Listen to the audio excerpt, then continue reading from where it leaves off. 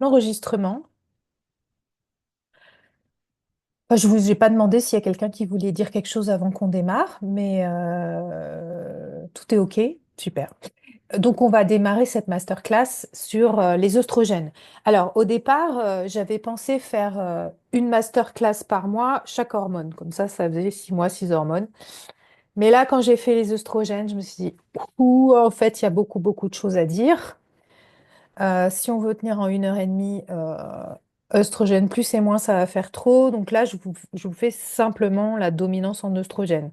Je verrai, voilà, si à un moment donné, je rattrape, s'il y en a qui veulent qu'on ait fait toutes les hormones avant fin juillet, puisque c'était le programme, bah, je doublerai peut-être en juin ou en juillet, je ferai 2 masterclass. Je verrai. On en reparle. Je ferai un petit sondage là-dessus. En attendant, donc aujourd'hui, on parle de la dominance en œstrogène. Voilà, bah, je vais vous partager mon diaporama. Et bah, n'hésitez pas à intervenir dans le chat ou quoi pour si vous avez des questions à poser. Voilà. Hop. Alors, je vais mettre un peu mieux mon écran. Et si je fais ça, ça fait comme ça. C'est très bien. Alors, bah, pour celles qui m'ont eu en cours il n'y a pas si longtemps que ça, vous avez dû remarquer que avant je parlais d'hyperœstrogénie et que finalement, en fait, je trouve que ce terme de dominance en œstrogène est probablement plus adapté, plus adéquat. Parce que en réalité, vous allez voir, la réalité, c'est pas qu'il y a trop d'œstrogènes, mais c'est que en fait, les œstrogènes dominent quelque part dans l'équilibre de nos deux principales copines. C'est pour ça que je les ai mis ces deux copines sur leur champ de tennis en image d'intro. Nos deux copines, les œstrogènes et la progestérone.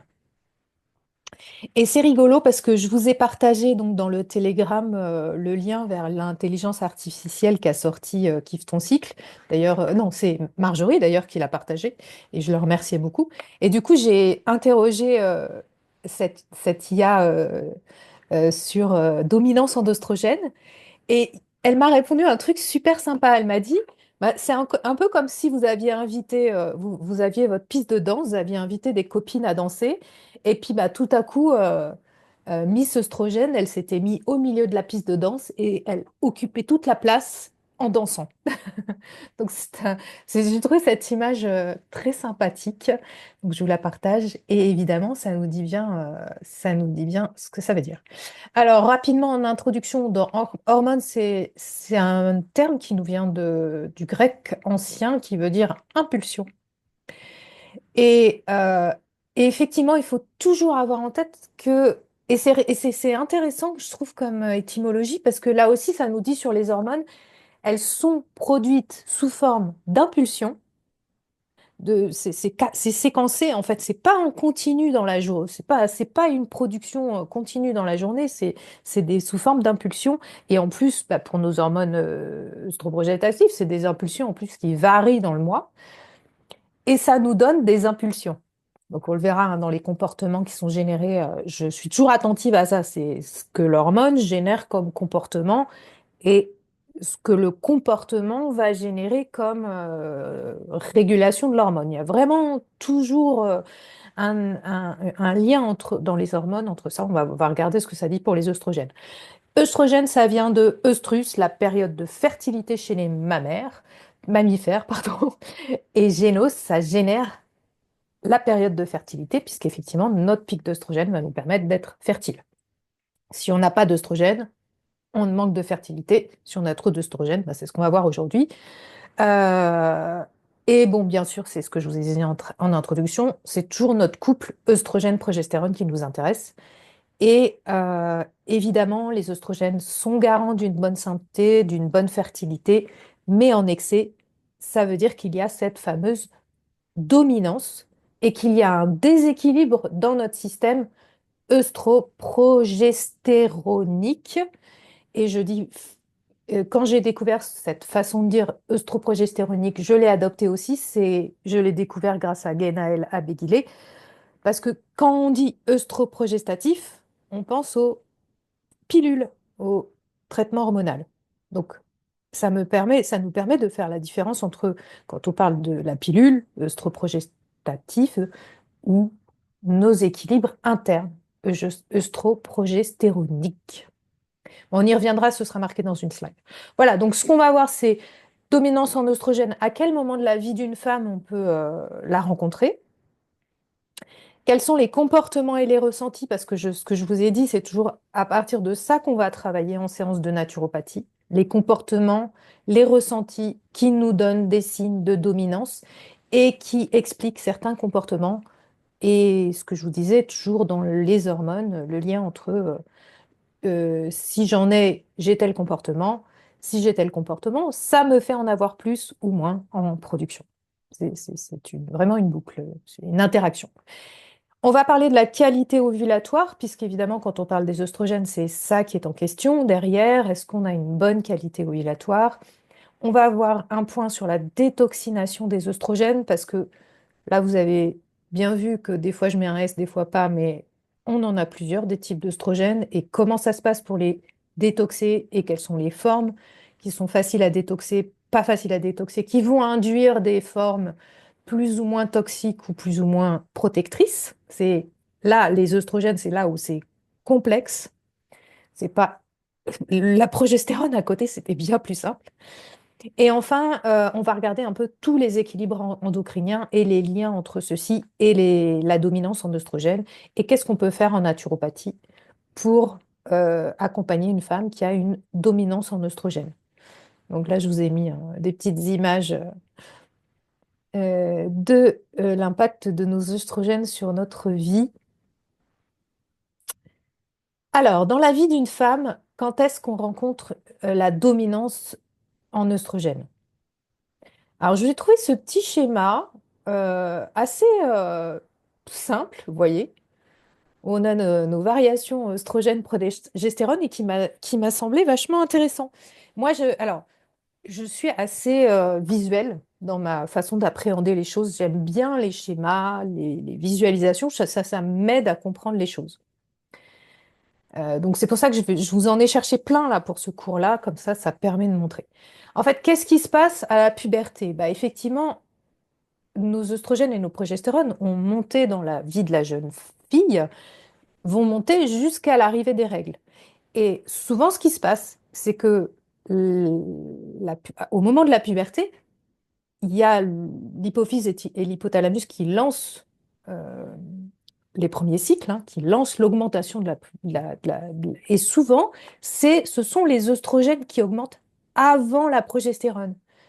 On va revoir un schéma plus détaillé. Donc là, on a à la puberté effectivement un risque et souvent des signes d'hyperœstrogénie, de dominance en œstrogène. Les signes, ça va principalement être chez la jeune fille euh, des douleurs de ventre au moment des règles et des règles parfois un peu plus abondantes parce qu'il n'y a pas cette tempérance de la progestérone. Bon, ensuite, notre cycle s'est installé, on va dire que tout se passe à peu près bien, quoique, des fois, bof.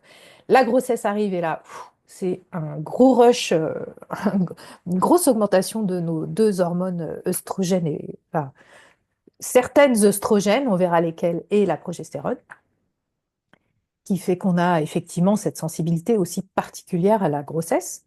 Et puis, bah, pendant les règles, les phases où on pourra trouver une dominance en œstrogène, ça va être des phases où on va ressentir des syndromes prémenstruels. On y reviendra. Et enfin, juste avant la ménopause, là, on va voir aussi que c'est une période où il y a très souvent chez la femme une dominance en œstrogène. Donc là, je vous ai remis dans ce diaporama les différents types d'œstrogènes, parce que voilà, c'est la complexité avec nos œstrogènes, c'est qu'il y en a plusieurs types. Hello à toutes. Ouais, ça se dit encore bonjour dans le chat. Donc l'œstradiol, ça c'est celle qui est produite par les ovaires, les surrénales et le cerveau. Et oui, le cerveau aussi produit des œstradiols. Bah, j'ai bien lu avec attention l'article que Maëlle nous avait partagé sur justement la chute des œstradiols à la ménopause et ses impacts sur le cerveau. C'est intéressant, on pourra en reparler, surtout dans la prochaine masterclass Mais en tout cas, voilà, il n'y a pas que les ovaires qui produisent des œstradiols, mais la majeure partie est produite par les ovaires au moment du cycle, hein. Elle peut être métabolisée en deux formes, 2-hydroxyestradiol qui est plutôt néfaste, c'est-à-dire que c'est celle-là qui va pouvoir causer certains désordres. Quand on dit attention, trop d'œstrogène, risque de désordre, cancer, etc., etc. Mais en fait, il peut avoir aussi une forme plutôt protectrice. On a l'œstrone, je viens sur celle-là, qui est souvent produite aussi avant la puberté, on le verra, je vous ai mis des schémas, et qui va être dominante à la ménopause. Et à la ménopause, elle va être surtout produite par les surrénales, le foie, les tissus adipeux et même, j'ai lu, les muscles. Ce qui m'a semblé étonnant, mais même nos muscles sont capables de produire certains oestrogènes. Et le foie, en fait, il peut la transformer en œstradiol. Trop élevée, elle contribue aussi, l'œstrone, aux pathologies et notamment quand elle va subir la détoxication dans le foie, parfois elle peut aller vers une détoxication vers une forme 2-OH strone protectrice, 16-OH génotoxique et 4-OH qui peut s'oxyder dans une forme aussi génotoxique. Alors voilà, ça c'est des détails que je vous donne. Pour celles que ça intéresse, ça n'est pas obligé. On peut juste retenir, je vais faire ça à chaque fois dans le cours parce que je sais que vous n'êtes pas toutes aussi appétentes dans la biochimie, les complexités voilà, d'hormonologie fonctionnelle où on peut se perdre. C'est juste qu'il faut retenir, c'est qu'on a, et on y reviendra évidemment, c'est qu'on a intérêt à avoir une bonne détoxication qui fonctionne bien, phase 1, phase 2 dans le foie et une bonne évacuation des hormones, des œstrogènes une fois qu'elles sont détoxiquées par l'intestin, donc avoir un bon microbiote, un bon foie, un bon microbiote, nous évite les écueils dans les métabolisations et détoxications des œstrogènes. Pour celles qui ont envie de retenir juste ça, c'est déjà énorme. Et puis enfin, on a l'œstriol, qui elle, c'est l'hormone, l'œstrogène surtout produite pendant la grossesse, et l'estétrol, qui a été découverte plus récemment et qui est en fait une très antioxydante. Et elle est moins puissante que l'œstradiol, mais elle est utilisée justement du coup en hormonothérapie. Je regarde s'il y a des questions. Alors, on va regarder ça en détail. Pauline qui nous pose des questions. Voilà, sur la puberté, on va y revenir. Donc là, je voulais vous poser, vous regarderez en détail, voilà, Et donc, ce que je vous disais en introduction aussi, hyper important d'avoir toujours en tête qu'on est dans cet équilibre œstrogène-progestérone. Euh, euh, Pauline, je reviendrai sur ta question. J'ai une slide spécifique puberté. On reviendra en détail sur chacune des étapes. Donc voilà, je vous ai remis le tableau qu'on trouve dans ce livre de référence, hein. Vous allez voir, je vous ai mis à la fin du diaporama les deux références principales que j'ai utilisées pour préparer cette masterclass. Pour moi, c'est les deux bases. J'ai pas une bibliographie de folie, mais j'ai le livre de Guéna et Labéguilé, Troubles hormonaux, Reprenez le pouvoir, et le livre de Sarah Maria Leblanc, J'aime mes hormones. On y reviendra à la fin, je vous dirai pour qui ça peut être intéressant d'aller plus fouiller dans l'un ou l'autre. Alors donc du coup, ça c'est un tableau qu'on trouve dans le livre de Guéna et Labéguilé. Grosso modo, les œstrogènes, dès qu'on a des récepteurs à oestrogènes sur une cellule dans le corps, et il y en a 140 tissus dans le corps, plus de 140 qui ont des récepteurs à oestrogènes, en fait, les oestrogènes vont avoir tendance à booster la prolifération, la, mito- la multiplication des cellules, etc. Alors que la progestérone aurait plutôt tendance à arrêter cette multiplication cellulaire, la prolifération, pour initier la différenciation. Et ça, c'est hyper important de l'avoir en tête, notamment dès qu'on veut aller dans la prévention de tout ce qui est tissu, voilà, fibrome, adénomiose, kyste au sein, etc. Tissus qui se développent de trop et qu'on a besoin de tempérer. La progestérone va tempérer cette action. Euh, voilà, les œstrogènes dans les ovaires, ça fait la maturation, la croissance folliculaire, alors que la progestérone a plutôt un rôle bénéfique sur l'implantation embryonnaire. On l'a vu la dernière fois sur la fertilité. Les œstrogènes, c'est surtout dopaminergique, motivation, concentration, envie, libido. La progestérone serait plutôt sérotoninergique, mais là-dessus, effectivement, ce qui est sûr, c'est quand il y a une dominance en œstrogène, on a moins de sérotonine. Et quand il manque de progestérone, on a moins de sérotonine. Donc voilà. Euh, Les œstrogènes sont plutôt neuroexcitateurs, la progestérone neuromodulatrice. Les œstrogènes auraient plutôt une affinité avec l'orthosympathique, la progestérone le parasympathique. Dans ce tableau, j'ai lu avec étonnement que, et je ne pourrais pas vous expliquer pourquoi, mais que les œstrogènes altèrent la fonction thyroïdienne, alors que la progestérone aurait tendance à améliorer la conversion T4-T3. Les œstrogènes augmentent les histamines, alors que la progestérone a tendance à les baisser. Les œstrogènes sont en opposition avec les androgènes, alors que la progestérone va moduler les androgènes. Donc je trouve que ce tableau est assez synthétique, parlant pour nous parler de cet équilibre voilà, qu'on va toujours aller chercher en séance. Donc voilà ce qui se passe à la puberté. J'ai trouvé ce tableau qui était drôlement intéressant et qui va sûrement répondre à voilà, bah, aux questions de Pauline et d'Isabelle. Donc à la puberté. En fait, ce qui va se passer, c'est que dès le plus jeune âge, hein, notre production d'œstradiol et d'œstrone a déjà commencé. Hein.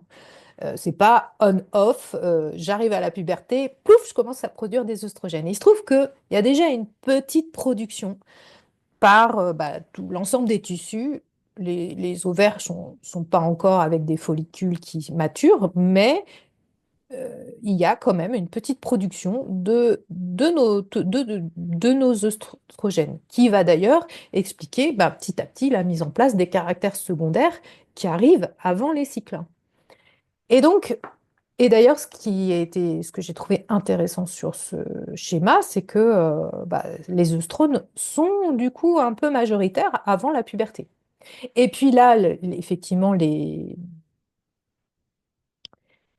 cycles vont commencer, vont petit à petit la FSA, enfin la commande hypothalamo-hypophysaire va petit à petit envoyer des informations aux ovaires pour qu'ils commencent à maturer, que les follicules commencent à maturer. Donc les follicules vont commencer à produire le stradiol vers 9-10 ans. Et là, hop, on voit effectivement le stradiol qui monte.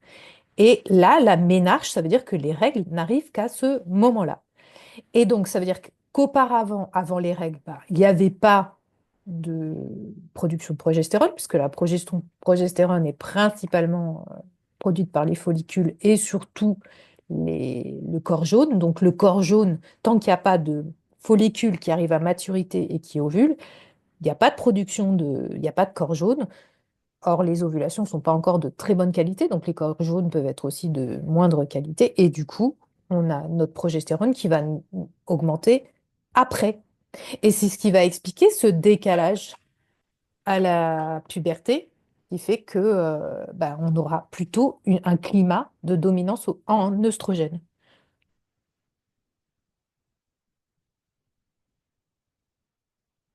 Voilà. Pour moi, c'est l'explication de base. Ou dites-moi si c'est OK par rapport à vos questions. Alors, il y a Maëlle qui a... Alors, je regarde dans le chat. Voilà, bah là, vous avez à peu près, ça répond à Pauline sur la question de quelle échelle de temps ça va mettre. Vous voyez là, entre bah, le début de commencement bah, de l'œstrogène qui monte, la ménarche, donc les premières règles, et les règles qui semblent être à peu près calées, on est sur, ça peut être 4-5 ans. Hein. Moi, je dis, il faut jamais s'inquiéter avant 18-20 ans. Parfois, ça peut être un peu long, ça dépend du temps des premières règles. Donc, c'est là où il faut on peut agir pour essayer de tempérer les choses avec des choses légères, commencer à mettre en place les premiers conseils alimentaires, etc., etc. Ben, il y en a l'une de vous qui devait avoir en consultation une jeune fille. Moi, j'en ai plusieurs. C'est intéressant de travailler là-dessus et de dire qu'il ne faut pas s'inquiéter si c'est pas encore très régulier, si c'est pas encore voilà. Dans la formation I2SF, nous dit Maëlle, Marion Vallée disait ne pas s'inquiéter avant au moins 2 ans. Voilà, j'espère qu'Isabelle en a répondu à ta question. Maëlle a répondu. Lors de la mise en place de l'axe hypothalamo-hypophyso-gonadique, c'est d'abord la FSH qui est synthétisée, qui va stimuler la croissance folliculaire et donc ainsi la synthèse d'œstrogène. Lors des premiers cycles, il ne peut pas y avoir d'ovulation ou une ovulation de qualité moyenne, donc un corps jaune de qualité moyenne et donc peu de progestérone. Voilà. Bien, ça permet de répéter ce que je vous ai dit et d'où la dominance en oestrogène au départ. Et alors, c'est la FSH qui fait augmenter la production d'œstrogène et la LH qui déclenche l'ovulation. Le pic de LH et le pic de FSH sont nécessaires pour les déclenchements de l'ovulation et parfois, effectivement, cette commande centrale n'est pas encore tout à fait bien opérationnelle pour les premiers cycles non plus. Jessica qui parle des transporteurs en œstrogène, bon, là c'est un peu complexe. Je pense que chez les jeunes filles qui sont à la puberté, on ne va pas encore s'intéresser à cette question.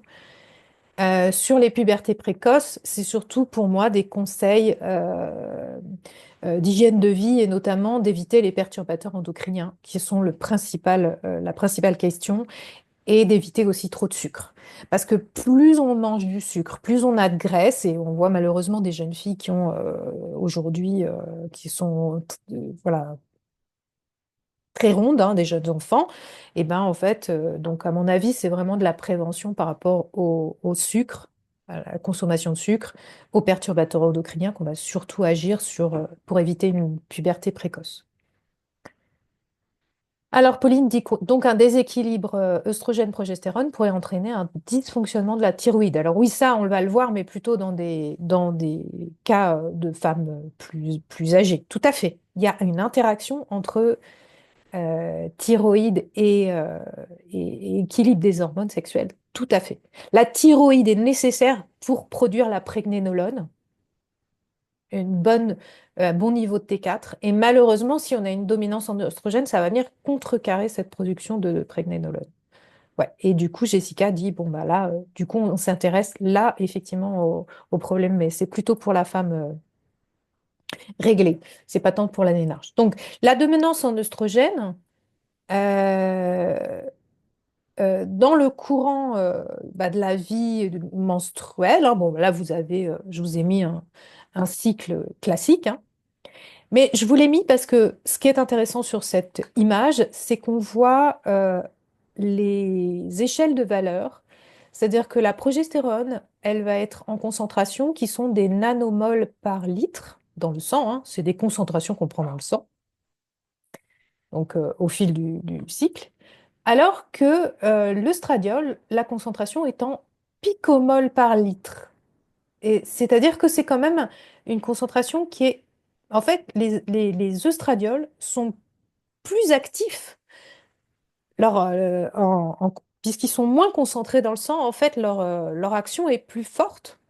C'est un peu comme ça que je l'interprète, hein. Celles qui sont scientifiques me diront, qui ont fait des études scientifiques un peu plus poussées que moi, me diront si c'est juste comme interprétation, mais pour moi, ça veut dire que la progestérone agit, l'œstradiol notamment, a une action très forte et une micro-variation va être encore plus ressentie qu'une petite variation, dirons-nous, de la progestérone. C'est-à-dire que voilà, elle est vraiment, elle agit à des concentrations plus faibles que la progestérone. C'est une hormone, pour moi, voilà, qui est un peu plus... Voilà, enfin, moi j'ai eu besoin de cette idée dans ma tête pour comprendre certains mécanismes sur la dominance en œstrogène.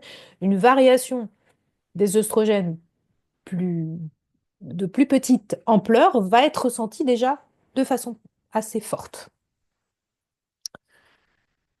Donc là, c'était ça qui était intéressant. Et d'ailleurs, c'est marrant parce que j'ai trouvé ce schéma d'ailleurs dans un site sur un journal de psychiatrie sur le SPM, hein.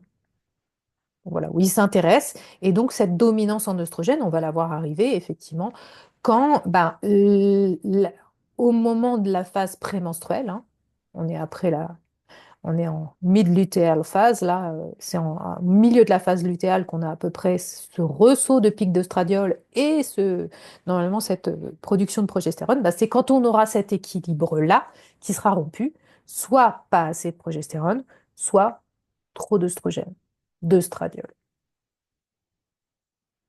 Là, ce schéma, je l'ai trouvé intéressant aussi parce que c'est pour vous montrer la variabilité des concentrations en œstrogènes chez certaines femmes, en fait. Là, on a fait des mesures chez plus d'une cohorte de femmes, hein, je ne vais pas regarder combien, et on a regardé la variabilité. La concentration médiane, elle est là, hein, en rose continu, et on a enfin les percentiles, enfin voilà, la variabilité. Donc la variabilité est quand même déjà assez importante dans une population, hein, de production on est quasiment là sur le pic enfin pas au pré-ovulatoire, hein, on est pratiquement du simple au double. Donc il y a une grande variabilité aussi dans la population de production d'œstradiol. Donc c'est là où ce sera compliqué parce que souvent, on nous demande pour comprendre nos cycles de faire une mesure à J+3. Bon, évidemment, on va pas avoir grand-chose sur notre variabilité des œstrogènes, mais vous imaginez bien que du coup, c'est complexe d'essayer d'imaginer exactement, enfin, de faire des mesures ponctuelles comme ça dans un schéma aussi variable. En test juste ponctuel, quoi. Et là, pour vous dire, oui, effectivement, par exemple, la moyenne, on se dit, c'est chouette, mais par contre, là, ceux qui sont dans les limites hautes de production, certainement, elles vont ressentir, elles, un déséquilibre, une dominance en oestrogène, c'est sûr. Voilà.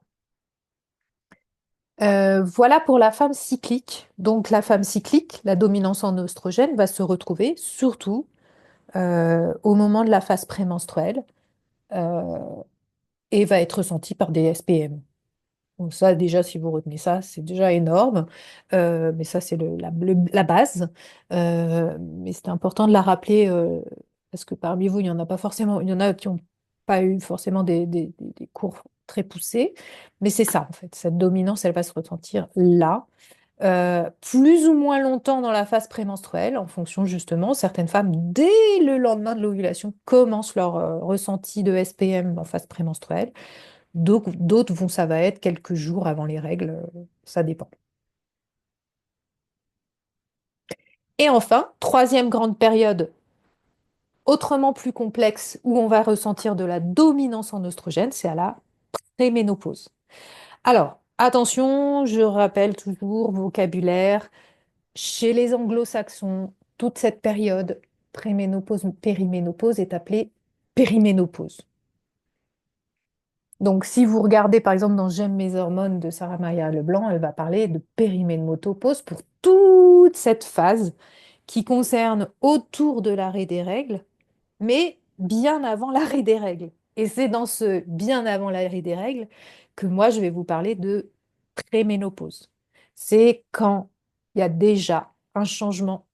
Si j'aime bien ce schéma, je l'ai repris parce que j'ai bien aimé l'idée de changement de l'expérience de ces cycles. On commence à plus vivre ces cycles de la même façon. Moi, personnellement, je me souviens mais très clairement de l'arrivée de mes SPM. Je me dis, c'était assez tôt, hein, parce que j'étais quelqu'un d'assez stressé à l'époque, même peut-être toujours aujourd'hui. Donc, je pense que j'étais impactée par le stress. Et du coup, j'ai commencé à sentir les premiers signes à 35 ans. J'ai commencé à sentir mes seins qui gonflaient avant les règles. Voilà. Et c'est là qu'à l'époque, je ne savais pas que c'est SPM, machin, truc. J'ai cru que j'étais enceinte, puis j'ai compris que j'étais pas enceinte, puis j'ai vu que ça revenait tous les mois, puis je me suis dit, mais qu'est-ce qui se passe? À l'époque, il y avait très très peu d'infos dessus. Et petit à petit, j'ai compris que c'était du SPM. Donc c'est vraiment ce changement dans l'expérience des femmes qui va nous dire, tiens, on rentre en préménopause et on a des signes, clairement, de dominance en oestrogène chez la majeure partie des femmes.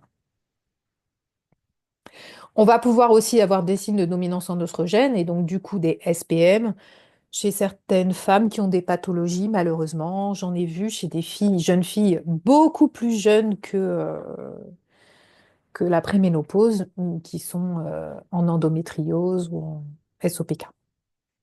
Donc, qu'est-ce qui se passe? J'ai cherché plein d'images pour vous montrer qu'est-ce qui se passe à la préménopause, parce que là aussi, ça nous explique bien le bazar et comment on peut. Voilà. Ça, c'est un schéma que j'ai déjà vous montrer, qui est, pour ceux qui ont suivi des cours avec moi, voilà, on voit que petit à petit, au fil des années, depuis nos 25 ans, bah, il y a des hormones qui décroissent, notamment, on a une moins bonne production de progestérone, et avec déjà la décroissance, effectivement, qui peut se faire ressentir à partir de 35 ans. Les œstrogènes, c'est pareil, mais jusqu'à 35-40 ans, la décroissance est à peu près équivalente. Donc, du coup, on va pas forcément avoir des ressentis de différence dans l'équilibre œstroprogestéronique. Bah ouais, nos ovaires fonctionnent un tout petit peu moins bien, tout notre corps fonctionne un tout petit peu moins bien. Mais ce qui va être visible à la préménopause, ou là appelé sur ce schéma périménopause, c'est qu'en fait, en réalité, là, la progestérone va chuter beaucoup bien plus vite et avant les œstrogènes.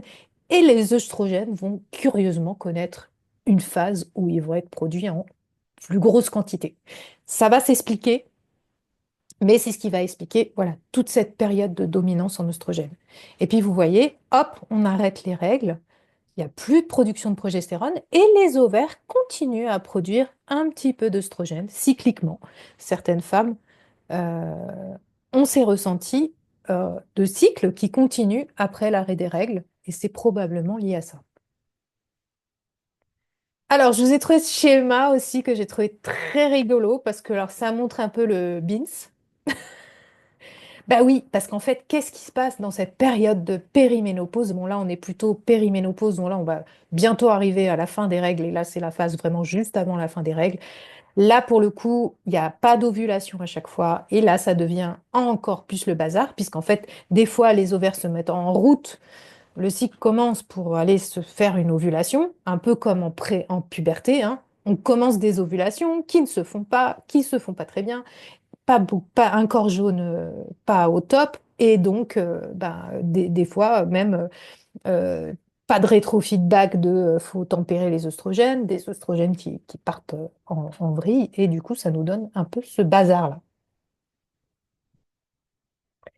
Qu'on peut retrouver aussi sur ce schéma, euh, où on voit effectivement que, alors là, on peut avoir une période où, bon, on a toujours notre activité normale entre oestrogène, progestérone, donc les années reproductives, et puis là, tout à coup, il y a un décrochage de la progestérone, et par contre, on continue à produire des oestrogènes pour essayer de faire des ovulations.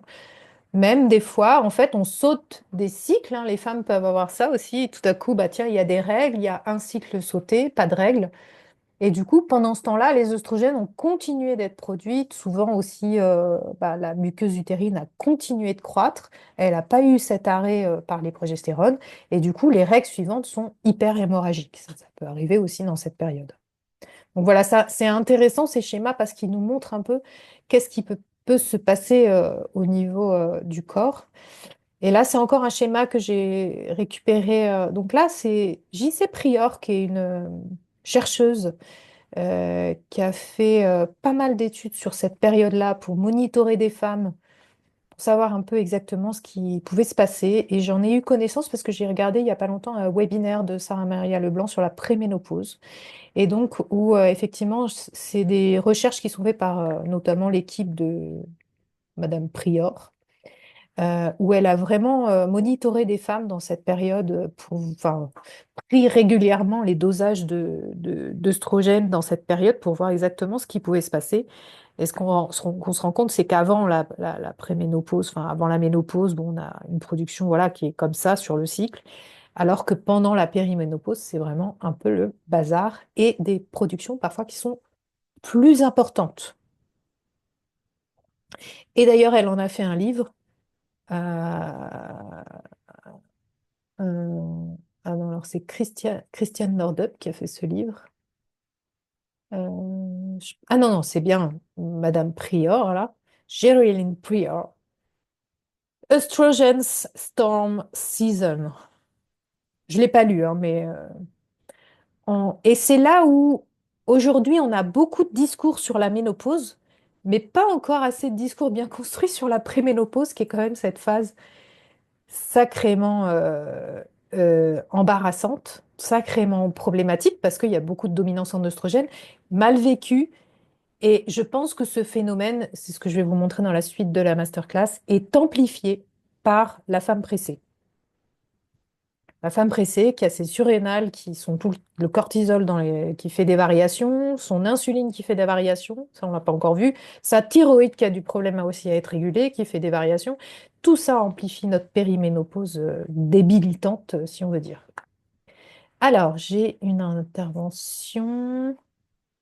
Ok, c'est clair.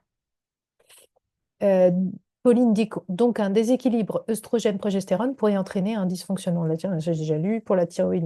La mélatonine aussi, je ne savais pas qu'elle était liée à la sérotonine, j'imagine.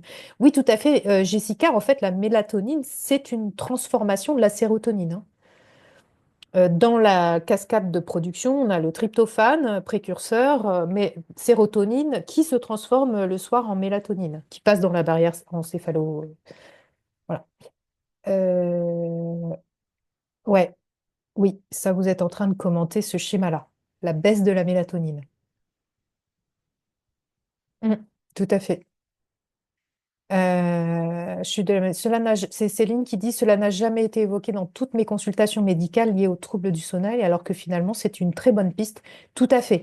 Alors ça, Céline, euh, ce qu'il faut faire attention aussi, c'est de nous qui sommes naturopathes, de savoir bien distinguer ce qui est d'un processus normal du vieillissement du corps, ce qui est lié vraiment aux hormones, et là pour le coup, bah, une dominance en oestrogène va nous faire une chute de sérotonine, ça c'est démontré, et donc chute des sérotonines, manque de mélatonine. Et ce qui est aussi de nos habitudes de vie. Et sur la mélatonine, moi j'alerte énormément sur la question de la chronobiologie. Donc tous ces facteurs seront ensemble. Et nous, il ne faut jamais qu'on oublie aussi les facteurs hygiène de vie, comportement, hein. Et notamment, bah, si Céline, vous regardez des écrans bleus tous les soirs, si tu regardes des écrans bleus tous les soirs, et bah, tu vas aussi faire chuter ta mélatonine. Donc, il y aura tous ces facteurs, bien sûr. Mais ouais, c'est clair. Et la testostérone aussi a tendance à baisser, hein, notamment, et ses précurseurs, DHEA. C'est pour ça que certains donnent de la DHEA pour éviter le vieillissement. Mais ça, on en reparle vendredi, dans le partage de pratiques, on en reparle pour parler de ces questions, de se supplémenter éventuellement en hormones.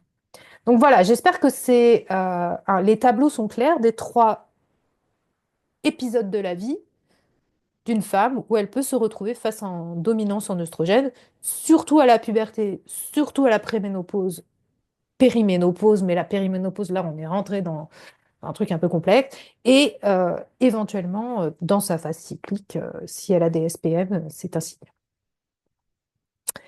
Donc, cette fameuse dominance en œstrogène, donc ce que je vous disais, donc les œstrogènes stimulent la croissance de plus de 300 tissus. C'est énorme, leurs actions. C'est pas que sur l'utérus ou tout ça, c'est quand même une action très ubiquiste et on en a besoin pour notre santé. Il ne s'agit pas de dire, ah, la dominance, on en a besoin d'une bonne production de progestérone pour être en bonne santé. C'est la joyeuse ensoleillée. Alors ça, c'est les petits textes de Sarah Maria que j'adore. Habituellement même, parce que je chasse la peine, je rends la peau douce et belle et je donne une odeur de miel. Bon, bah, c'est tout ce qu'on vit ou ce qu'on a vécu bah, dans la première phase de notre cycle. La phase préovulatoire, en général, on se sent bien. Juste après les règles, cette remontée des oestrogènes nous fait nous sentir mieux, belle, douce, etc., etc. Elle a un lien avec la dopamine et l'ocytocine. Voilà. C'est cette synergie avec les neurotransmetteurs qui nous rend plutôt sereine et heureuse. Donc là, on est dans la phase où tout va bien, notre production d'œstrogène est en phase avec notre cycle et on se sent plutôt bien. Faut pas oublier qu'il y a quand même ça aussi. Euh, En termes de système nerveux, elle a plutôt aussi une action bénéfique sur le soutien de la croissance des nerfs du système nerveux central. C'est pour ça aussi que c'est important pour notre bande santé cognitive, la circulation sanguine dans le cerveau et les équilibres des neurotransmetteurs, on l'a vu. Et elle est en équilibre avec la testostérone. Euh, avec petit rappel, euh, l'aromatase transforme les androgènes les androgènes en œstrogènes. Et cet équilibre, c'est l'inhibition ou l'activation de cette enzyme qui va nous donner l'équilibre entre testostérone et œstrogène. C'est un autre équilibre très important qu'on abordera quand on abordera la testostérone, hein. Là, je préfère me concentrer ici dans ce cours dans l'équilibre avec la progestérone.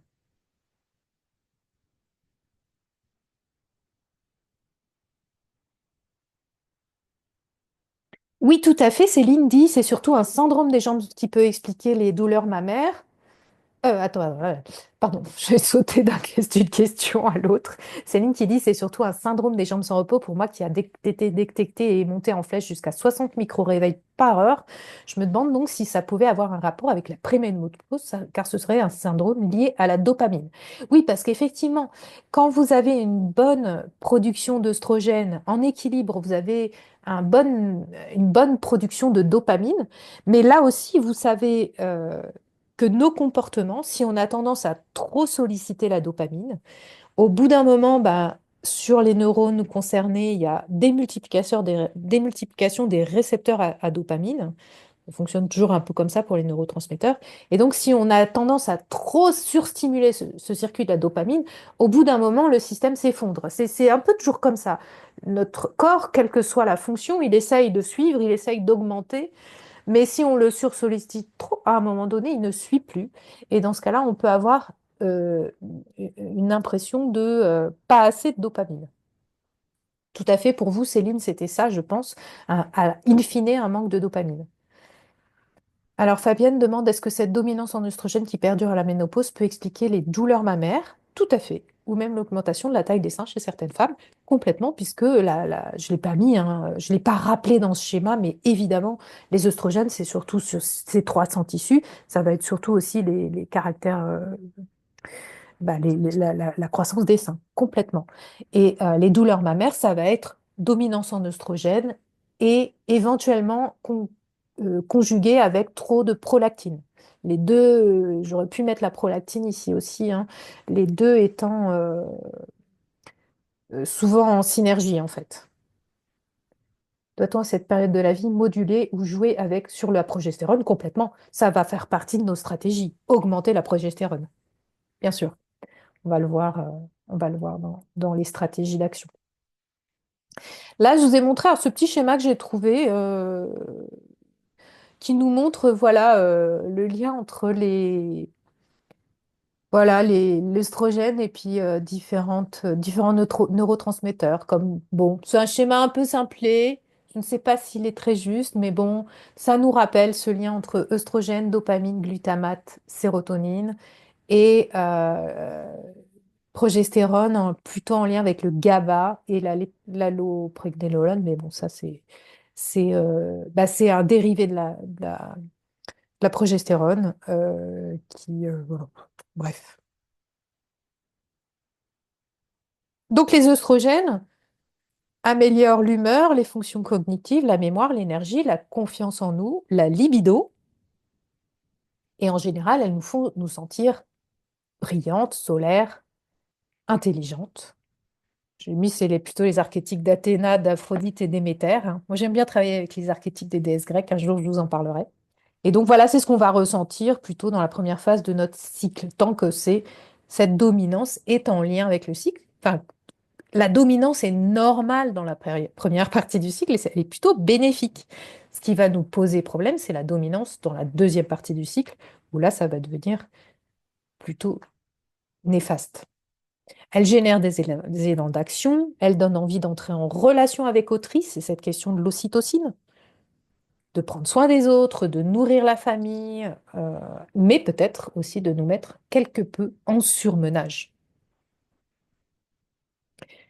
Ouais, petite anecdote, comme ça vous permet de fixer aussi les choses. Moi, un jour, pendant le premier confinement, je m'étais dit, allez, je vais me faire une détox carabinée. La naturopathe en action, toujours envie de se détoxer. Et j'avais mes enfants qui étaient venus passer ce premier confinement avec moi, alors qu'ils étaient déjà partis de la maison avant. Mais en fait, quand j'ai vu arriver le confinement, j'aurais dit, venez donc à la maison, cette épidémie me fait quand même un peu peur. Et en fait, il se trouve que c'était pratique pour eux aussi de venir. Donc, on avait vécu le premier confinement ensemble. Puis bon, bah, souvenez-vous, ce premier confinement, de semaine en semaine, il était reconduit. Et moi, je me suis dit, bah tiens, ils nous reconduisent encore le truc, je vais me faire une semaine détox. Et en fait, à ce moment-là, j'avais mon appartement avec mes enfants. Et j'avais une salle de yoga dans un centre de thérapie que j'avais créé. Donc j'ai dit, bah, je vais aller un peu m'isoler dans la salle de yoga pour faire 2, 3 jours de détox. Et en fait, j'ai fait ça en pleine ovulation. En plein, et en fait, j'étais trop triste de ne pas être avec mes enfants. En fait, je pense que les oestrogènes que j'avais à ce moment-là, qui étaient encore assez actifs, et ben en fait, ça me donnait envie d'être en lien avec les autres, l'ocytocine. Et du coup, c'était pas forcément la meilleure période pour commencer une détox.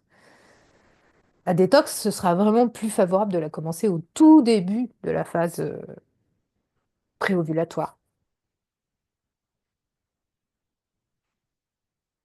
Voilà, petite anecdote pour vous fixer les idées. En fait, notre femme pressée, alors pour celles qui débarquent là, vous irez regarder la masterclass sur la femme pressée. Pour celles qui nous rejoignent aujourd'hui, euh, notre femme pressée, elle adore les œstrogènes parce que ça la met dans justement cette façon d'être dans l'action solaire, en lien, etc. Et elle va pas aimer l'arrivée de la tempérance de la progestérone en phase lutéale.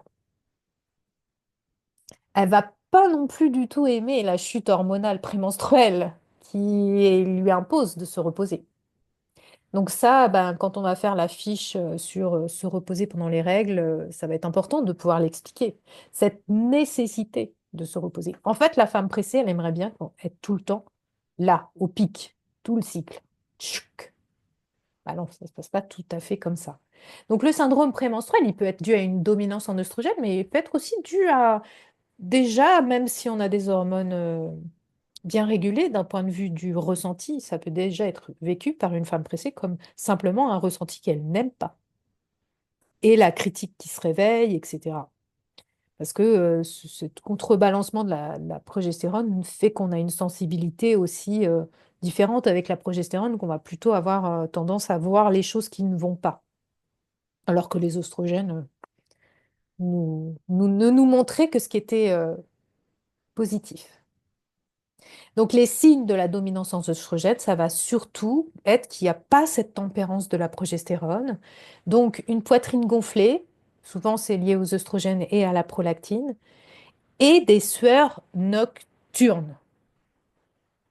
Et ça, j'insiste là-dessus, je l'ai mis en gros, en gras et en souligné, parce que certaines femmes à la préménopause vont arriver, vous dire, je commence à avoir des bouffées de chaleur, alors que c'est simplement qu'elle a des sueurs nocturnes liées à cette dominance en oestrogène et éventuellement liées à des pics de cortisol et d'insuline pendant la nuit. Donc oui, et du coup, ça peut être interprété parce que bon, on se dit, bah tiens, bientôt c'est l'âge de la ménopause, je commence à avoir des bouffées de chaleur. Non, non, non, ça n'est pas à interpréter comme un manque d'oestrogène, mais comme un trop d'oestrogène, dominance. On va y revenir, hein. Donc, c'est aussi un moment où on a une loupe grossissante sur tout ce qui ne va pas, l'autocritique est son maximum. On a besoin qu'on respecte nos limites, notre territoire. On peut avoir des conflits internes aussi qui sont exacerbés, qui vont entraîner aussi des insomnies, bon, et la baisse de mélatonine. Donc, cette dominance en oestrogène, elle va tout souvent, chez la femme, avoir tendance à faire qu'en termes de comportement, elle va pas vouloir se reposer, pas se ménager. Elle va foncer tête baissée. Elle va envoyer balader son entourage. Elle va décider éventuellement de se séparer, de divorcer. On a fait des statistiques. Les séparations et les divorces, c'est surtout pendant les phases prémenstruelles. Il se passe mal. Moi, c'est étonnant. Je vous parle de moi parce que, voilà, chez mes clientes, je peux le débusquer, mais c'est plus facile pour parler de moi, comme ça, au moins, euh, des fois, ce qu'on a vécu, on en parle d'autant mieux. C'est le jour d'entrée dans la phase prémenstruelle et quand j'ai commencé à avoir des cycles, effectivement, avec une tendance à la dominance en oestrogène, je n'avais qu'une envie, c'est de me séparer, d'envoyer balader mon compagnon que j'adorais tout le reste du cycle. Enfin, c'était le compagnon avec qui ça se passait pas très bien jusqu'ici, donc on a fini par vraiment se séparer. Mais voilà, ça met en exergue ce qui va pas. On a envie de dire ces quatre vérités à tout le monde. On comprend pas d'ailleurs parce qu'on est une good girl, hein. On nous a appris à pas être en colère, à pas dire ce qu'on pensait, à essayer de ménager tout le monde. Et puis là, tout à coup, on se retrouve à dire, bon, chez une cliente, ça peut être sur ces histoires de territoire. Une cliente, je me souviens très bien, qui tout le cycle était prof de sport. Elle gérait un vestiaire collectif avec les autres profs de sport et le matériel des classes de sport. Et elle me dit, mais pendant ma phase prémenstruelle, enfin, elle me dit, pendant mon SPM, je ne supporte plus le bazar que mes collègues laissent.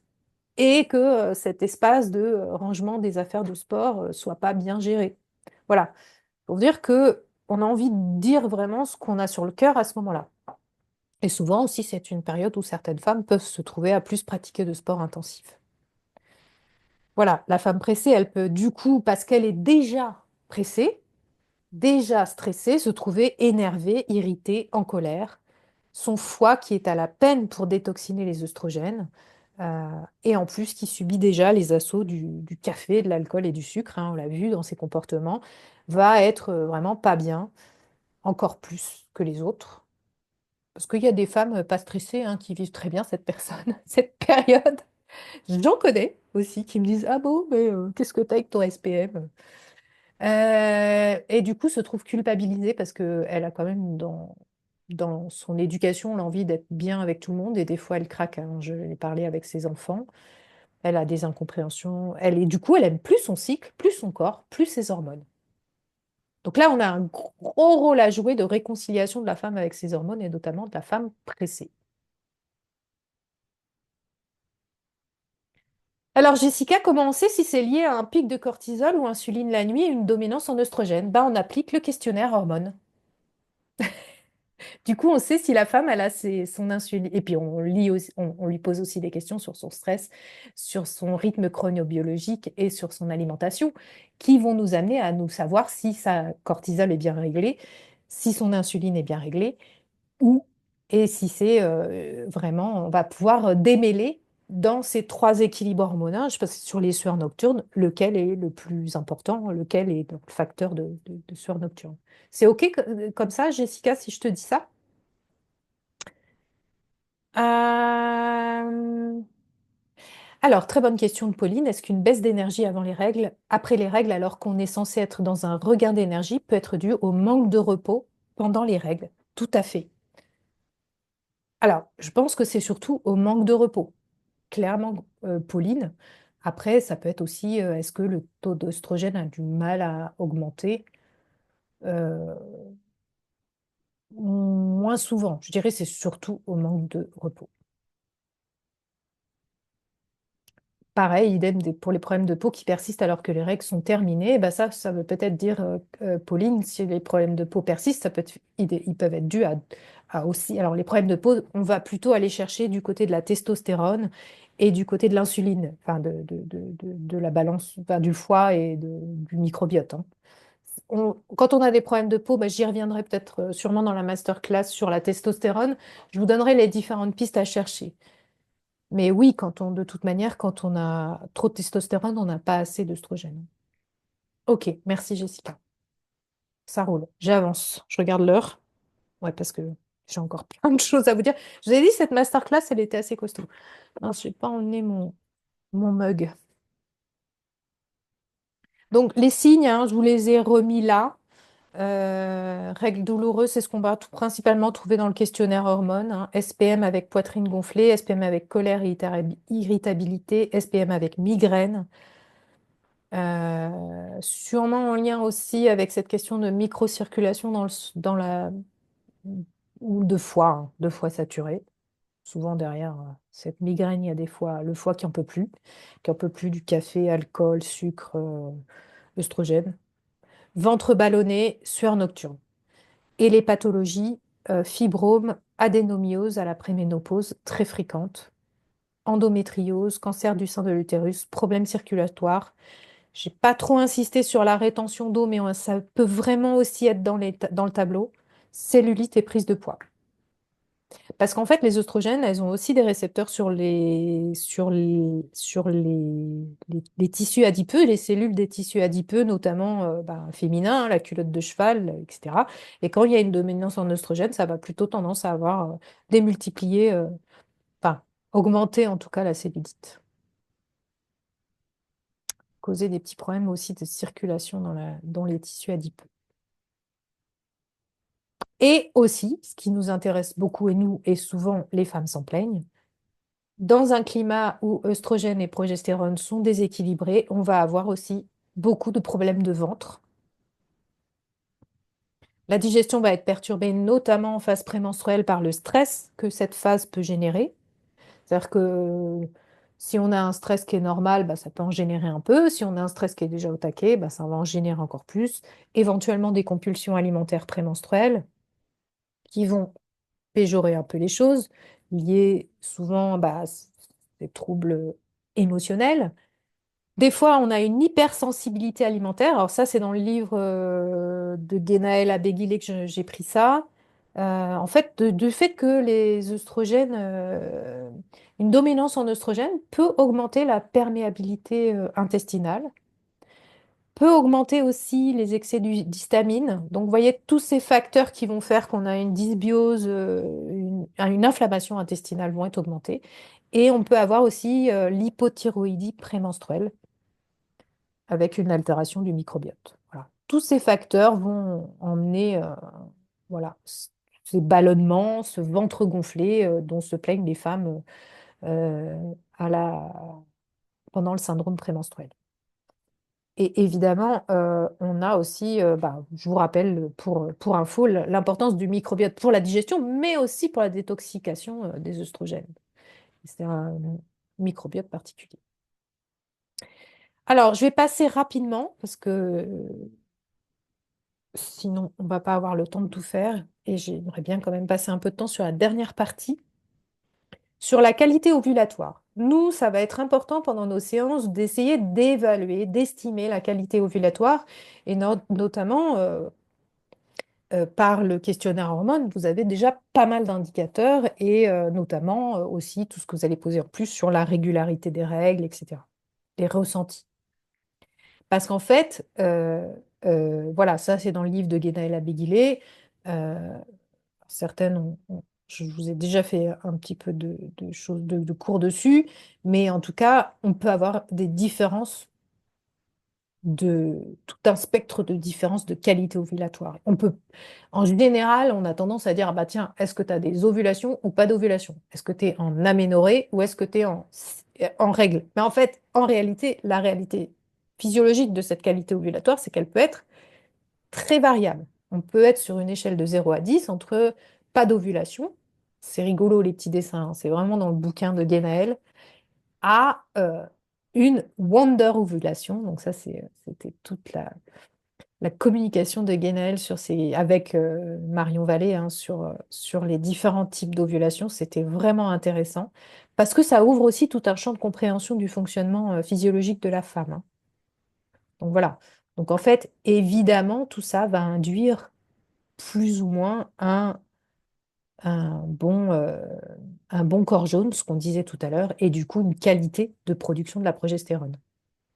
Donc comment on identifie les 10 ovulations, donc ces ovulations qui se passent bof, hein, où on a toute une gradation, et ben en fait, et en plus sachant que un bon cycle va induire un bon cycle. Un bon cycle précédent induira un bon cycle suivant. Euh, du coup, les signes, ça va être des aménorrhées si vraiment, voilà, mais aussi la variabilité de la durée du cycle. Les spottings qui peuvent nous indiquer des phases où il y a tentative d'ovulation, ovulation ratée ou mauvaise qualité du corps jaune qui fait que au lieu que les règles arrivent d'un coup, il va y avoir des spottings de manque de progestérone avant les règles. Et c'est que des spottings, c'est pas les règles qui arrivent, c'est tous ces petits saignements aussi, ces femmes qui vous disent, oh là là, j'en peux plus, mes règles, j'ai l'impression qu'elles arrivent, mais elles mettent une semaine à arriver, j'ai des petits saignements. Ça, c'est des spottings et les règles ne sont pas encore arrivées. Et c'est juste la prévention, le manque d'hormones avant les vraies règles qui fait qu'il y a des spottings.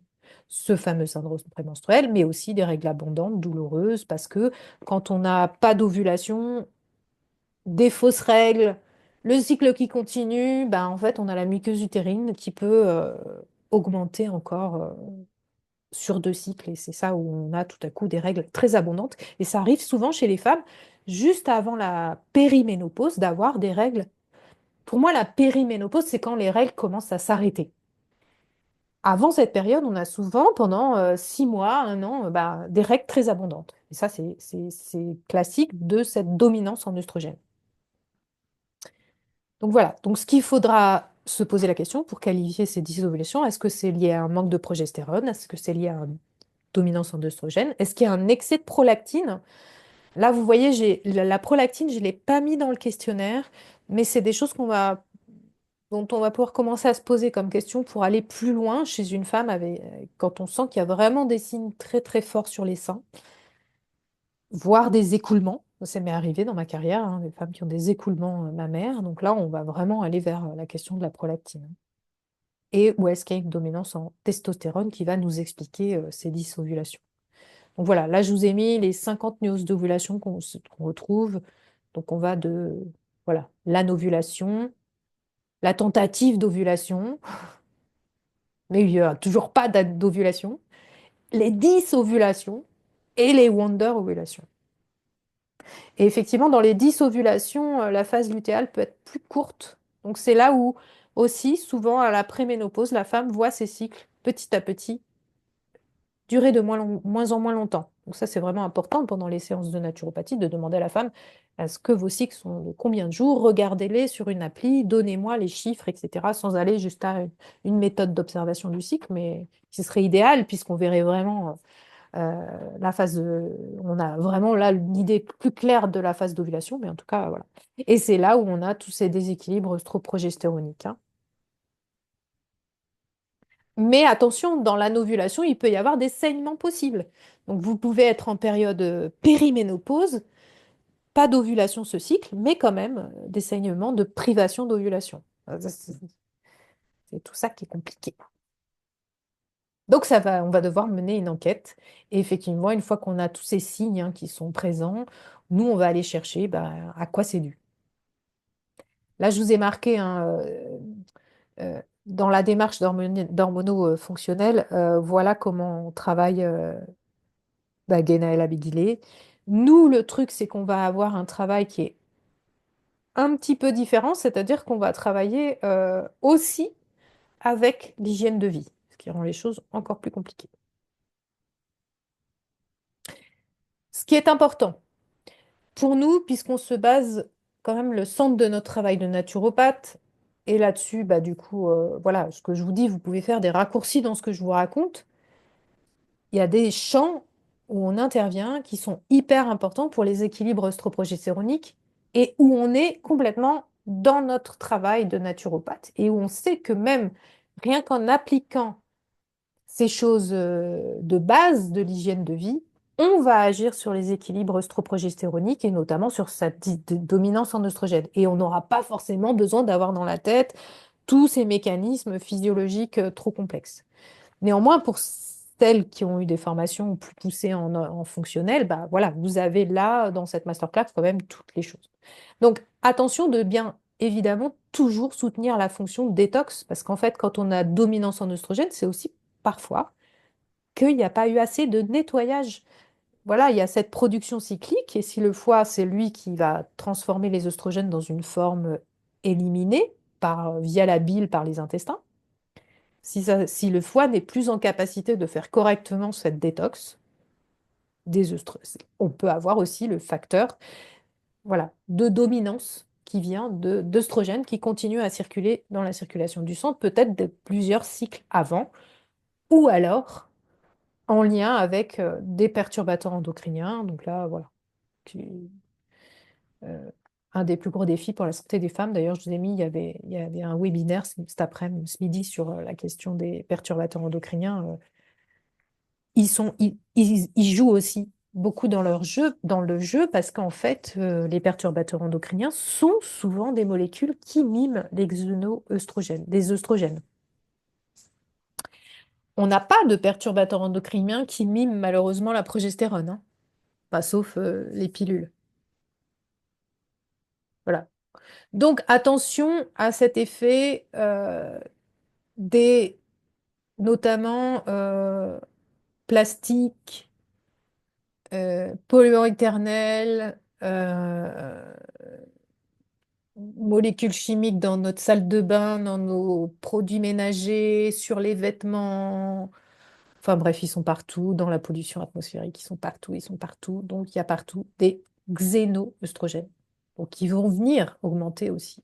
Donc on a intérêt de faire des détox régulièrement aussi pour nettoyer ces xénoœstrogènes.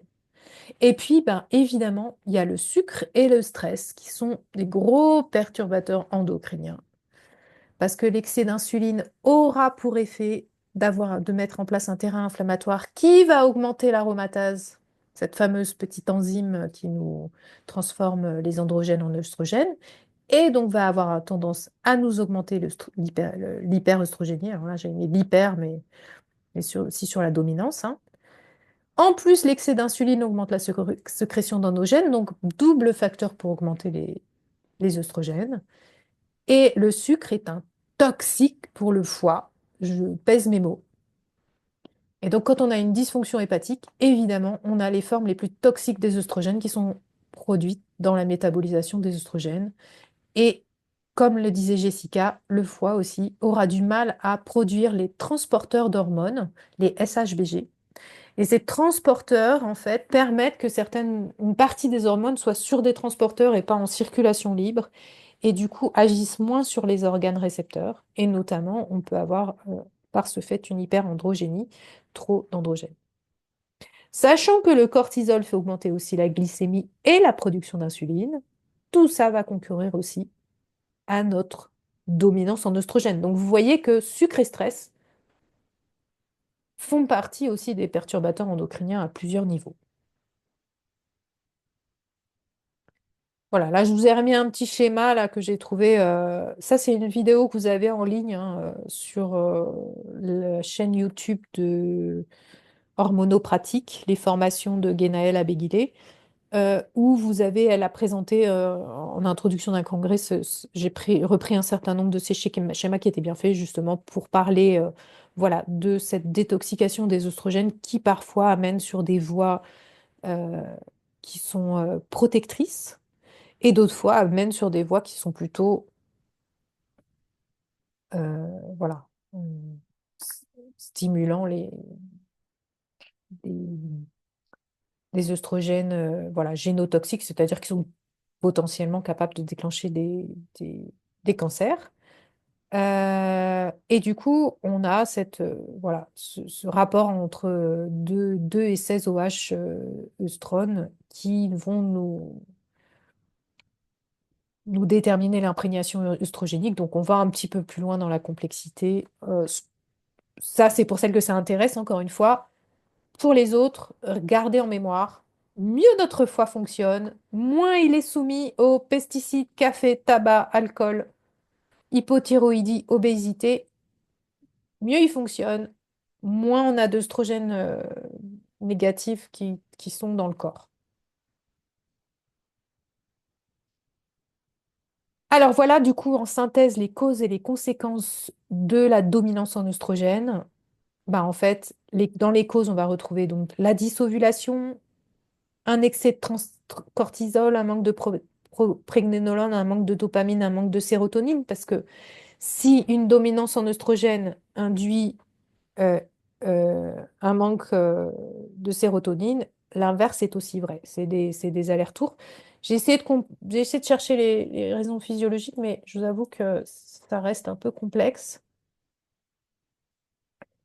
Donc tout ce qui est excès de sucre, insuline, inflammation, dysbiose, foie engorgé, carence nutritionnelle, perturbateurs endocriniens, tout ça va nous entraîner effectivement une dominance en oestrogène par action.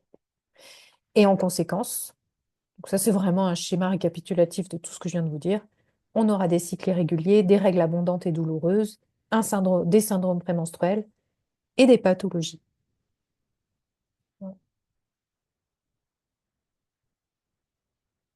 Ok, super Pauline, à tout bientôt. Tu regarderas la fin en replay. Je pense qu'effectivement, bah, ça va, il est 1h15.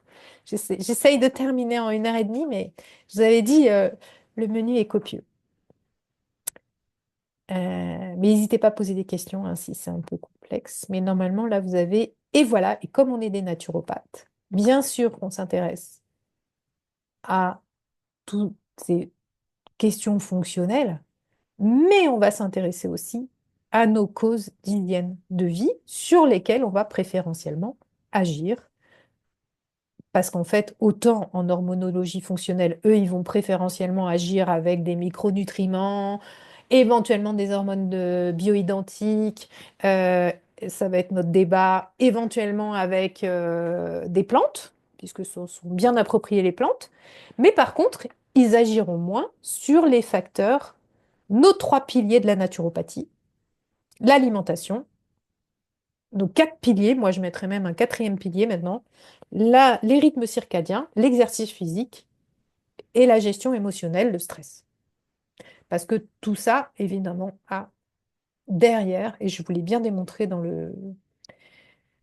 la précédente masterclass, des influences sur nos équilibres hormonaux à tous les niveaux. J'ai mis là, bah, si votre commande centrale, elle est complètement désynchronisée, si on a une désynchronisation, je vais juste vous parler là de la désynchronisation du rythme circadien, parce que les autres, je pense que vous savez.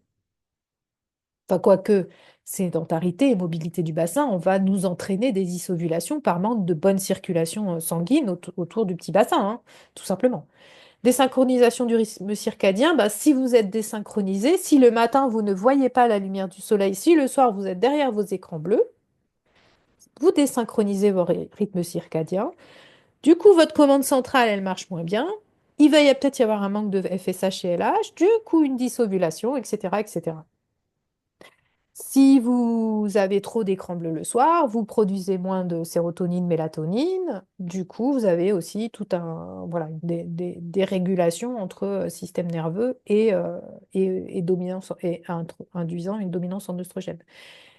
Si vous avez une désynchronisation du rythme circadien, vous avez peut-être aussi des pics de cortisol en soirée et du coup, ben, vous avez ces fameuses sueurs nocturnes.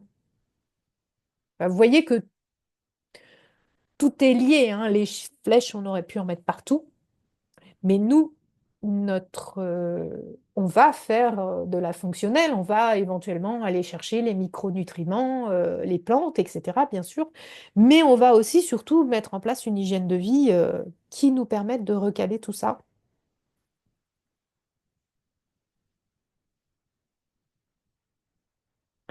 Oui, Jessica, tout à fait. On peut donc déduire qu'une femme qui a des fibromes a une dominance en oestrogène. Ça, tout à fait.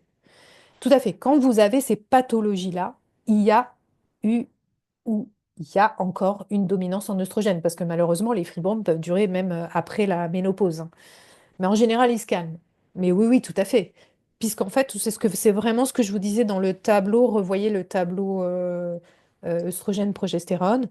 S'il manque de progestérone ou s'il y a une dominance en oestrogène, les oestrogènes vont faire qu'il y a des proliférations cellulaires. Et dans l'utérus, évidemment, c'est l'organe le plus sensible aux oestrogènes. C'est là où les cellules, bah, elles captent les oestrogènes. Enfin, les oestrogènes, la première action qu'elles ont, c'est sur le développement de la muqueuse utérine. Donc, adénomiose, fibrome, tout ça, c'est qu'il y a un moment donné, il y a eu dominance en oestrogène. Soit pas assez de progestérone, soit trop d'œstrogène. Ouais, bien sûr, tout à fait. Ça, quand il y a ces pathologies-là, on est clairement dans le tableau. D'ailleurs, ça fait partie du questionnaire. Est-ce que vous avez des fibromes? Avez ou avez eu? Alors voilà, la dysfonction métabolique et troubles hormonaux, bah, si on a une augmentation de l'insuline, hein, si on a des pics d'insuline, on a une augmentation de l'aromatase et donc une hyperœstrogénie. On a une augmentation de l'inflammation, ce qui nous crée des troubles hormonaux. On a une augmentation des androgènes et une baisse des transporteurs et du coup une hyperandrogénie. Bon, ça, c'est le tableau qu'on va trouver dans le SOPK. Je vous ai remis comme ça ces slides qui sont assez bien faites, hein. J'ai fait un copier-coller comme ça. Merci Guénaël. Si on a de l'inflammation, ben, on a une augmentation de la synthèse et de la sensibilité aux androgènes, donc probablement une hyperœstrogénie. On a une augmentation de l'aromatase, une augmentation de la sensibilité aux œstrogènes. Donc non seulement on est en dominance aussi, peut-être parce qu'on en produit plus, mais peut-être parce qu'on est plus sensible aussi à leur action. Et on a une augmentation de la résistance à la progestérone. Donc là, vous voyez qu'on rentre encore dans un niveau de complexité plus important, c'est-à-dire que notre progestérone, non seulement elle peut ne pas être assez produite, mais en plus elle peut ne pas être assez ressentie par les récepteurs à progestérone. Donc on a ce déséquilibre de l'imprégnation œstroprogestéronique. Et si on a une résistance aux hormones thyroïdiennes, on peut avoir des ressentis d'hypothyroïdie à cause de l'inflammation. Donc là, bien sûr, on va agir sur le terrain inflammatoire. Donc vous voyez là, féculent, sucre, féculent, on y est dans le mille. Et puis, bah, si on a des dysfonctions neuropsychiques, et ça va nous induire tous ces troubles hormonaux, une fatigue cérébralienne augmente la CRH, augmente l'inflammation, baisse la TSH, et on peut avoir une hypothyroïdie centrale, trop de stress, bon, altération de l'axe hypothalamo-hypophysaire, et altération du fonctionnement endocrinien dans son ensemble. Hein, vous savez, quand il y a trop de stress, on peut avoir des dysovulations ou des anovulations, rien que parce qu'on a trop de stress, en fait. Le corps se dit, c'est vraiment pas le moment de faire des enfants. Bon, chronobiologie, je vous en ai déjà un peu parlé, je passe vite. Et donc, qu'est-ce qu'on va faire comme accompagnement naturopathique? Fine, quand même, c'est ce qui nous intéresse quand il y a dominance en œstrogène. Eh ben, on va déjà commencer par travailler sur l'équilibre alimentaire, hein, c'est souvent notre premier axe. On augmente les légumes verts, choux, ail, oignons qui nous aident à bien fonctionner au niveau hépatique. On a vu le rôle central du foie. Les brocolis qui vont nous aider à avoir les bonnes formes d'œstrogènes. Et les fibres à un bon dosage pour avoir un microbiote en bon état et qui fait que les œstrogènes ne vont pas être réabsorbés au niveau intestinal, hein. Si vous avez des constipations, une dysbiose, une porosité intestinale, certains œstrogènes qui auraient réussi à être enfin évacués par la bile dans les intestins vont repartir dans la circulation sanguine, ce qui est plutôt péjoratif pour notre histoire. Voilà. Bon dosage, parce que c'est pas non plus la peine de se bourrer de fibres. Augmenter les bons gras, cholestérol, oméga 3, graisse animale. Alors vous allez voir que, alors là en plus je suis remontée comme un coucou, et je pense qu'on en parlera encore plus sur le déficit en oestrogène. Je pense que les femmes ne mangent pas assez de graisse animale. Là je vais vous choquer, mais des graisses animales de bonne qualité. C'est-à-dire qui ne sont pas nourris, des animaux qui sont nourris de façon à ce que l'équilibre oméga 3, oméga 6 soit correct. Et je pense que si on mangeait plus de graisse animale, de canard, de bœuf nourri à l'herbe, etc., de bon beurre, d'oméga 3, de cholestérol, on aurait des meilleurs équilibres endocriniens. Et ça, c'est un livre dont je vous parlerai la prochaine fois. Euh, Ça éviterait tous les petits problèmes de, que nos neurones mangent leur propre gaine de myéline. Ça m'a fait peur, mais voilà. Éviter les excitants, on en a assez parlé, et surtout, limiter sucre et féculents. Et là-dessus aussi, je vais avoir des positions, vous allez voir, de plus en plus, certains vont me trouver de plus en plus radicales là-dessus. Mais quand on voit tous les effets des pics d'insuline, de l'inflammation sur les équilibres endocriniens, je pense que c'est un axe de plus en plus stratégique important. Bon, je rentre pas dans le détail de tous ces conseils nutrition. On les verra, on va les déployer dans les fiches conseils qu'on va préparer. Ça nous donnera l'occasion de débat pour dire, bon, ben, ça veut dire quoi? Moins de sucre, moins de féculents, c'est combien, c'est quand, c'est à quel moment du cycle, etc. Il y aura plein de choses à dire là-dessus. et à réguler six pathologies, parce que dans le lait de vache, de chèvre ou de brebis, vous avez des facteurs de croissance qui vont augmenter la prolifération des cellules, notamment si vous avez fibrome, endométriose, cancer, etc.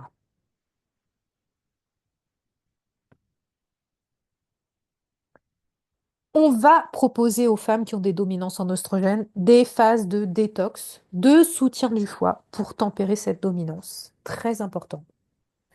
Je suis à fond en ce moment dans les jus. Ça veut dire que vous allez monter des cures détox, nos fameuses cures détox classiques, hein, avec des diètes adaptées à la personne, avec sa capacité de faire une détox en fonction de son agenda,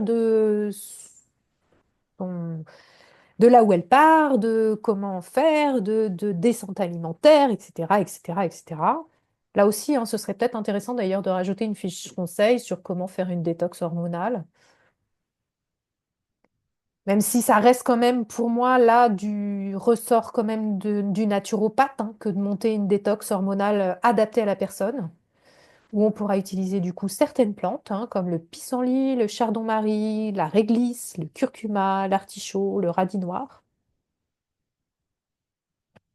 D'ailleurs, j'ai vu dans un des compléments Nutrixéal, hein, que nous avait conseillé Pauline, qu'il y avait tout un mix là, de ces plantes-là, hein, pour faire des détox hormonales, c'est intéressant. Certaines femmes font des alternances, en fait, prennent des compléments avec artichaut. Par exemple, chez LPEV, ils font un complément artichaut radis noir. Je connaissais des femmes qui en prenaient systématiquement en deuxième partie de cycle. Ça peut être aussi des détox en fonction du cycle. Ça peut être, moi, ça m'arrive souvent, effectivement, de soutenir le foie en deuxième partie de cycle ou en première partie. Enfin, voilà, faut voir aussi s'il y a besoin d'autre chose. Bon, je crois qu'on a assez parlé d'arrêter tous ces perturbateurs endocriniens là et le café et l'alcool. Individualiser la cure, là, c'est tout notre art. Et moi, j'arrive en séance, je demande à la femme, quand est-ce que vous avez du temps pour mettre en place une cure? Est-ce que ce sera pendant les prochaines vacances? Comment vont se passer vos vacances? Est-ce qu'on est dans la période où on peut soutenir avec de la sève de bouleau ou alors avec d'autres plantes? Est-ce que c'est la période où il y a plein de salades sauvages? Là, on va rentrer dans la période où on va commencer à trouver des pissenlits, euh, des... parce que les pissenlits, là, c'est la racine, mais on peut prendre le pissenlit en salade, les roquettes, etc. Enfin bref. Là, c'est tout votre savoir-faire, hein, et qu'on va associer dans ces cures avec du repos, du drainage, des exercices physiques, de l'hydrologie. Et plutôt à démarrer en phase pré-ovulatoire, ovulatoire pour la détox, c'est bien, sans oublier éventuellement de soutenir quand même le foie en phase lutéale.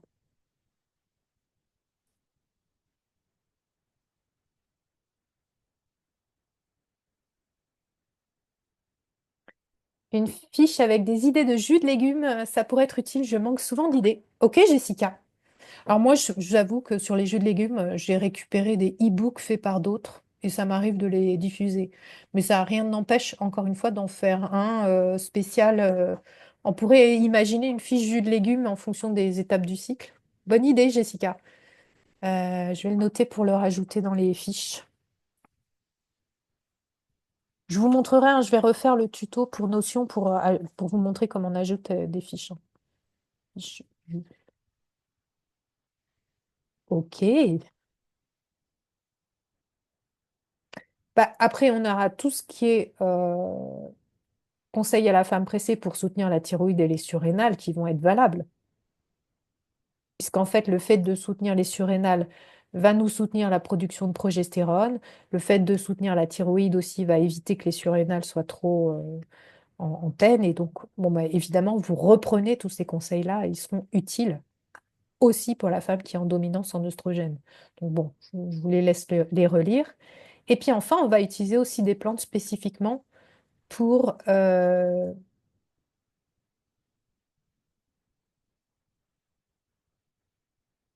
alors pourquoi? Oui, j'ai mis pas de jeûne intermittent. En fait, on s'est rendu compte qu'il y a eu des études scientifiques. Où est-ce que je l'ai mis? Attention, pas de jeûne intermittent chez la femme cyclique. On s'est rendu compte que chez certaines femmes, le jeûne intermittent avait dérégulé, créé des dysovulations parce qu'il est déjà trop stressant pour son corps. Là, ça va vraiment être à évaluer, Pauline, en fonction de la personne. Si déjà elle a du stress, un jeûne intermittent peut être trop stressant. Et en plus, il est difficile à faire chez une femme qui a une glycémie mal régulée. Donc, je l'ai mis là de façon un peu générique. Ce que je pense, c'est qu'une femme qui a une glycémie bien régulée, elle pourrait potentiellement, éventuellement, faire un jeûne intermittent le soir et plus facilement, dirons-nous, dans la phase préovulatoire. Ce qu'il ne faudrait pas, c'est que ce jeûne intermittent nous bouscule et nous crée une dysovulation ou un manque de progestérone parce que ça créerait trop de stress dans le corps. Et trop de stress, ce serait dans le cas où la glycémie est mal régulée, une personne qui a un régime alimentaire trop glucidique, végétarien, ça va être un stress en fait de faire ce jeûne intermittent. Donc voilà. Donc c'est une question de phase et une question de terrain de la personne. Mais c'est pour ça que je me disais, ce serait bien que je fasse une fiche sur jeûne intermittent et femme cyclique. Je pense que ce serait intéressant qu'on voit ça ensemble. Mais en tout cas, moi, aujourd'hui, de ce que j'en connais, je trouve que ça ne fonctionne pas chez toutes les femmes et ça peut même être générateur de dysovulation, ce qui serait comme, ou de manque de progestérone, ce qui serait quand même dommage dans notre cas. Donc évidemment, on va miser sur toutes les plantes stimulant la progestérone parce que vous avez bien compris que dans cette dominance en oestrogène, on va avoir intérêt à soutenir la progestérone qui va venir tempérer, parce que parfois cette dominance, elle est liée au fait qu'il n'y a pas de progestérone, pas assez de progestérone, tout simplement. Donc, les, f- les plantes qui vont avoir une action sur la phase lutéale, sur les ovaires ou bien sur l'axe hypophyse-ovaire, hein, les principales qu'on connaisse, c'est l'achillée, c'est l'alchémie. Le gâtillier, dans certains cas, peut être intéressant. L'onagre et la réglisse. Voilà, je vous en ai pas mis 15 000. J'aurais pu rajouter le bourgeon de pommier. Euh, et là, vous avez une petite photo de l'achillée qui est ma préférée. L'alchémie. Voilà, mais là aussi, faites-vous vos gammes. Euh, et là, je vous ai remis des fiches. Alors, c'était des informations, justement, comme on a un peu parlé de où trouver des bonnes informations sur les plantes, là. C'est des informations que j'ai principalement tirées des fiches LPEV dont je vous ai parlé, que je trouve qui sont vraiment très bien faites. Euh, voilà, l'alchémie, pour moi, aujourd'hui, c'est pas forcément la plante qui a fait l'objet du plus de recherches scientifiques. Mais c'est pour autant la plante qui, dans la clinique, de plein de témoignages que j'ai vus, et la mienne aussi, est très très bien pour monter la progestérone et tempérer du coup une dominance en oestrogène. Elle stimule vraiment le corps jaune. Là, on a cette plante-là, voilà, elle est vraiment, c'est son axe principal, quoi. Autant les autres plantes, on va voir, il y a d'autres axes, mais l'alchémie, c'est celle-là, quoi. Et à la Renaissance, l'alchimie avait pour réputation de rendre aux femmes leur virginité et leur beauté fanées par le temps et les maternités. Pas mal comme programme. Elle est aussi hémostatique et astringente, donc elle va plutôt avoir tempéré les règles abondantes et elle doit être prise surtout dans la deuxième partie du cycle, hein. Bon, il y a quelques contre-indications, effectivement, par son effet astringent, elle peut constiper, mais ça, je ne l'ai jamais vraiment constaté dans ma clientèle. Voilà, donc voilà toutes les indications. Ben, on y est, hein, syndrome prémenstruel, dysménorrhée, fibrome, poussée d'acné, métrorragie, mycose. Elle est intéressante aussi pour les mycoses vaginales. Et on peut l'associer à l'artichaut, à l'orthiracine qui va être intéressant en cas d'acné ou de fibrome, à la piloselle, à la réglisse, à la sauge et à la vigne rouge. Voilà, donc je vous ai remis aussi une fiche sur Achillée, qui souvent est dite comme une plante aussi de soutien de la progestérone. Moi, je trouve qu'elle est plutôt bien pour l'équilibre des cycles. Hein, Christophe Bernard là, en parle comme dans la pharmacopée comme d'une grande régulatrice du sang, des règles. Et elle a aussi une fonction d'activation de l'élimination des hormones au niveau du foie, ce qui est quand même hyper intéressant en cas de dominance en œstrogène. Hein. Voilà, elle va être la maîtresse du sang. Ça, je pense que je l'ai pris dans plutôt les documentations de Christophe Bernard. Ce qui va faire vraiment, quand on sent qu'il y a une congestion dans le petit bassin qui fait qu'il y a des dysovulations, des anovulations ou des règles compliquées, hop, mouvement du bassin, plus Achillée millefeuille, dans les douleurs, les dysménorrhées, les ménorrhagies. Euh, voilà. Chez Symphonate, là, dont j'ai parlé tout à l'heure dans le Télégramme, il y a un mélange que j'ai beaucoup utilisé, Lutéafit, pour la phase lutéale, où c'est tout simplement de la teinture mère d'Achillée et d'alchébille. Voilà. Le gâtillier.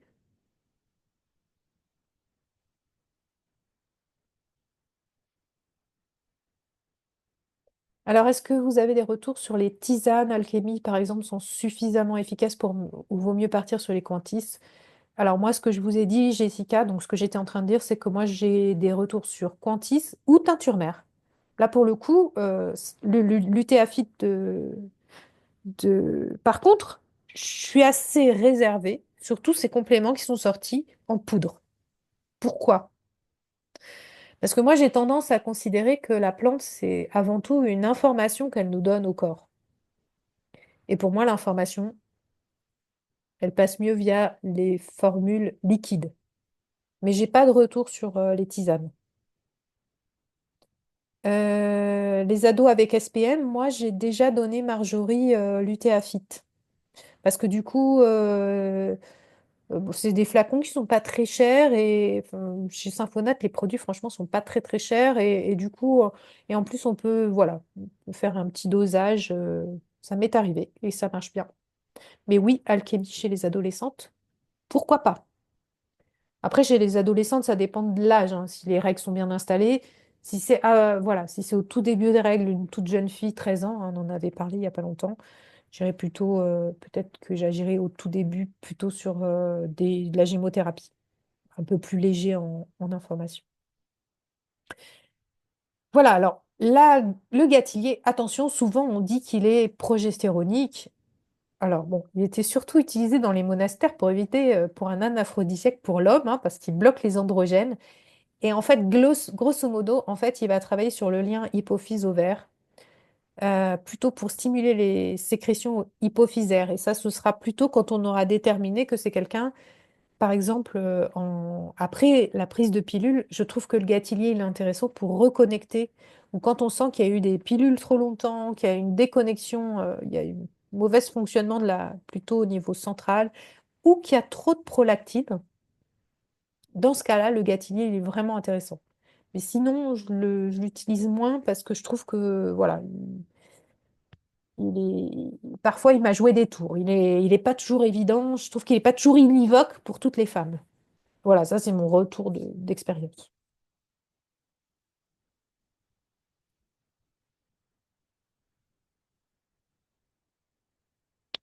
Les tisanes d'aquilée semblent plus efficaces que la teinture mère. Alors, peut-être pour le... Ah bon, tu t'as vu ça où, Fabienne? Dans quelle référence? Moi, je sais pas, je les utilise pas en tisane. Moi, je trouve que... Ouais.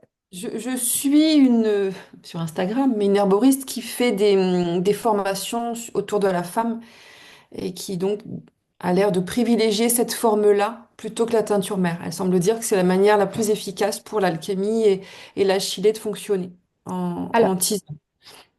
souvent, les herboristes, elles aiment mieux les tisanes.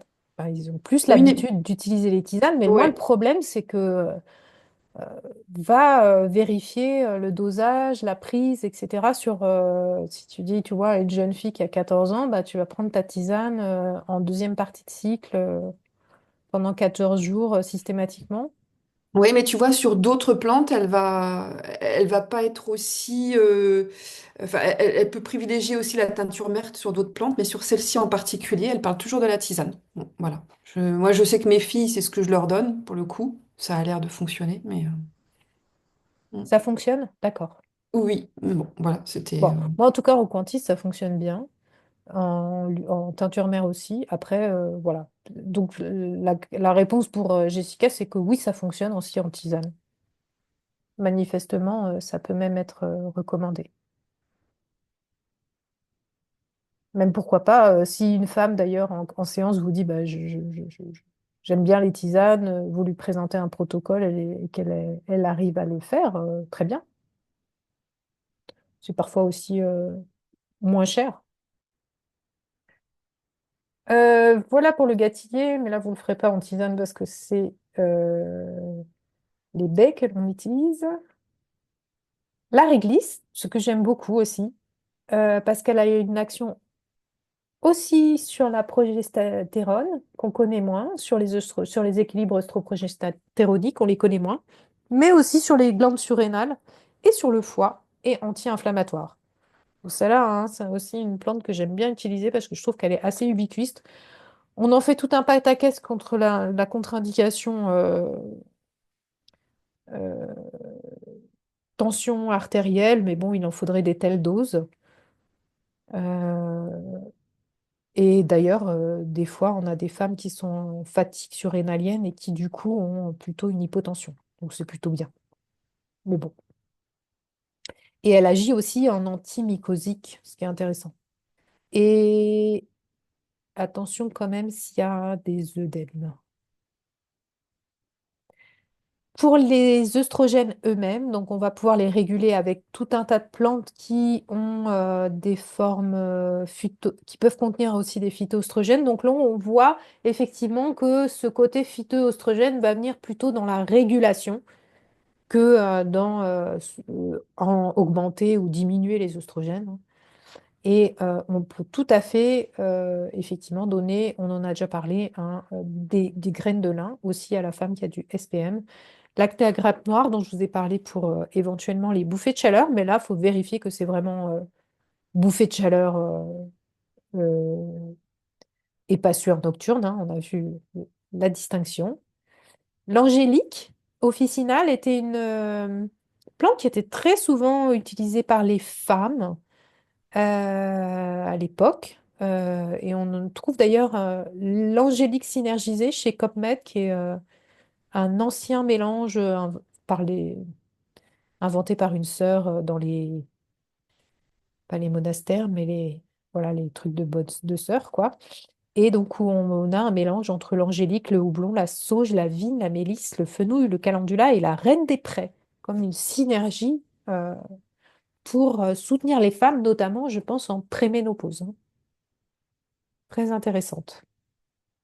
Aider à la digestion aussi. Bon, le houblon, ce sera vraiment quand on sent qu'il y a une baisse des œstrogènes. Donc là, on en reparlera plus la prochaine fois. Et la sauge, elle est aussi régulatrice. Elle est vraiment intéressante. Et donc, on peut parfois, parce que parfois, on a besoin de soutenir les œstrogènes pour avoir une bonne ovulation. Parce que c'est pas, dans ces phases prémenstruelles, peut-être des fois, on a des mauvaises ovulations parce qu'il faut soutenir aussi la fonction œstrogénique. Donc, ces plantes-là, comme la sauge, etc., vont avoir tendance aussi à nous stimuler une bonne ovulation. Et du coup, vous voyez, on va pouvoir la avoir en indication, surtout à la périménopause, à la puberté et à la ménopause. Donc, c'est vraiment les cas qu'on a vus. Même si on est en dominance en œstrogène, la sauge peut venir en régulatrice. Et ce qu'elle a d'intéressant, c'est qu'elle est anti-sudorale. Donc, pour toutes les femmes qui vont dire bah, j'ai trop de sueur nocturne, tout à coup, on a la sauge qui vient nous aider. Vous verrez les associations. Voilà, et sans oublier les micronutriments essentiels à notre équilibre, à nos équilibres hormonaux, hormis les bases. Et voilà, donc là, dernier petit point, ce que je voulais vous dire, c'est que donc moi j'ai travaillé, aujourd'hui, je trouve que les deux livres de référence, c'est ceci. sur toutes ces questions d'équilibre hormonaux. Si vous avez envie d'un niveau naturopathique, c'est-à-dire, je regarde, il y a des questions. De toute manière, Fabienne demande, peut-on utiliser la réglisse au long cours? J'ai cru entendre que non. Moi, je pense, Fabienne, qu'aujourd'hui, on ne sait pas en Occident utiliser les plantes au long cours. Je ne fais jamais de cure de plus de 3 mois.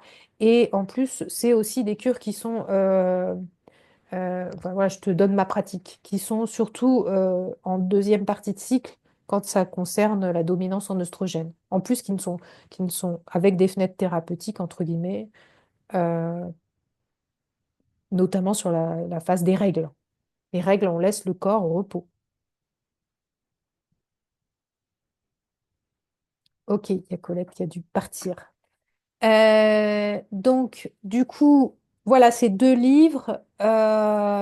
Celles qui ont une appétence sur leur monofonctionnel, qui veulent aller plus loin, qui veulent revoir des choses avec plus de détails. Bah évidemment, la référence, c'est Guénaël Abéguilé.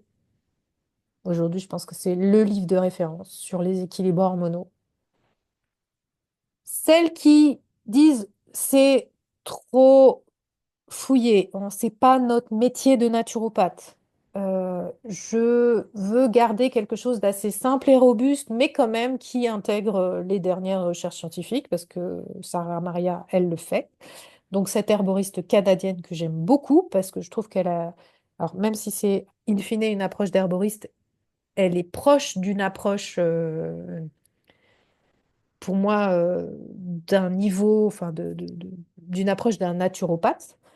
Et ben c'est Sarah Maria Leblanc et par exemple bah, Isabelle qui a rejoint notre groupe, qui n'avait pas eu tellement de formation en hormonofonctionnel, qui n'avait pas eu de formation préalable sur la naturopathie pour les femmes. Je lui dis, bah, prends le livre de Sarah Maria Leblanc, pour moi, c'est la base et c'est super suffisant, super intéressant.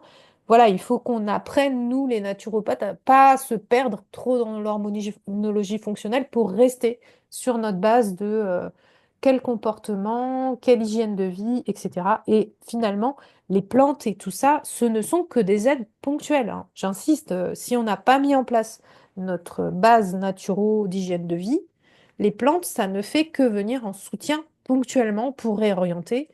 Je veux dire, sur une dominance en oestrogène, on ne va pas agir toute la vie avec des plantes, hein. On va d'abord agir sur l'hygiène de vie, bien sûr. Voilà. J'ai fini par les plantes parce que d'abord, on va faire tous ces conseils, nutrition, femmes pressées, et ensuite on viendra compléter par des cures ponctuelles. On n'est pas des médecins, quoi. On ne fait pas du traitement allopathique de long terme. Yep. Voilà, voilà.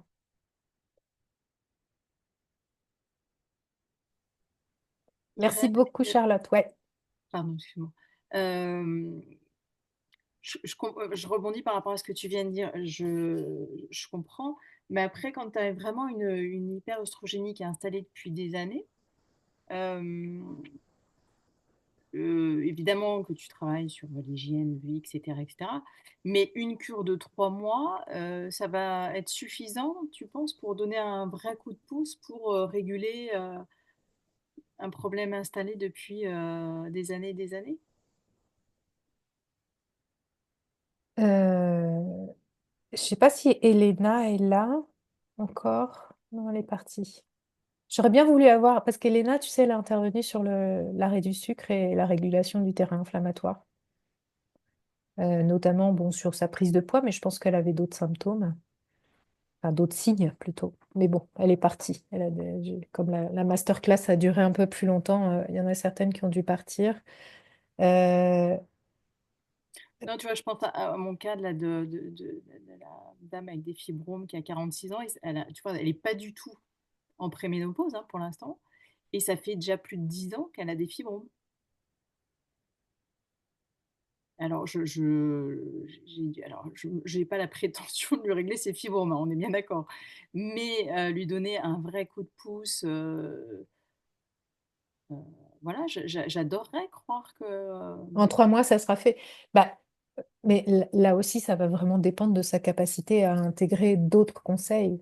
Oui, bien sûr, bien sûr. Ouais, Ça, c'est vraiment adapté à la personne. Mais ce que je dis, c'est qu'aujourd'hui, on n'a pas de recul, on n'a pas d'études scientifiques sur des prises de plantes à long terme. mhm, mhm. Non, non, non, mais je Donc, on ne comprends sait pas ce qu'on complètement. fait, en Ouais, ouais, fait, ouais, bien quand on sûr. commence enfin, je sais pas si Fabienne, tu as d'autres infos là-dessus sur le réglisse, mais on ne sait pas vraiment ce qu'on fait en fait quand on commence à donner des choses sur plusieurs mois. Donc moi, ce que je préfère, c'est faire des rotations et faire ta personne. Tu peux aussi intercaler des détox. Tu Mhm. peux Oui, c'est ça, intercaler. faire des roulements pour Ouais, varier les techniques ou les plantes et voilà, pour c'est pouvoir. ça. Ouais, Tester d'accord. une plante, voir si elle fonctionne, voir si son foie, il n'a pas besoin de soutien. Est-ce qu'il a besoin de faire aussi une cure sur le microbiote?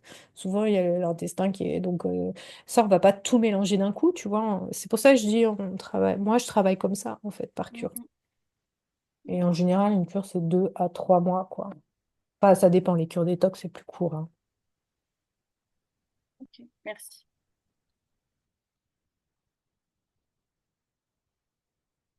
Alors, dans la formation préménopause de l'ESN, on nous met des warnings sur quasi toutes les plantes pour les antécédents cancers hormonaux dépendants, y compris l'alchémie. Du coup, qu'est-ce qui reste pour aider les femmes qui ont des antécédents, notamment pour les antécédents familiaux? Bah ouais, c'est vrai que c'est un truc qui, ben, j'ai l'impression qu'il reste pas grand-chose à part l'onagre dans ce qu'on nous dit dans la formation de l'ESN. Du coup, ça pose quand même question parce qu'on Est-ce que vous femmes avez... qui sont concernées par les antécédents familiaux à minima, quoi.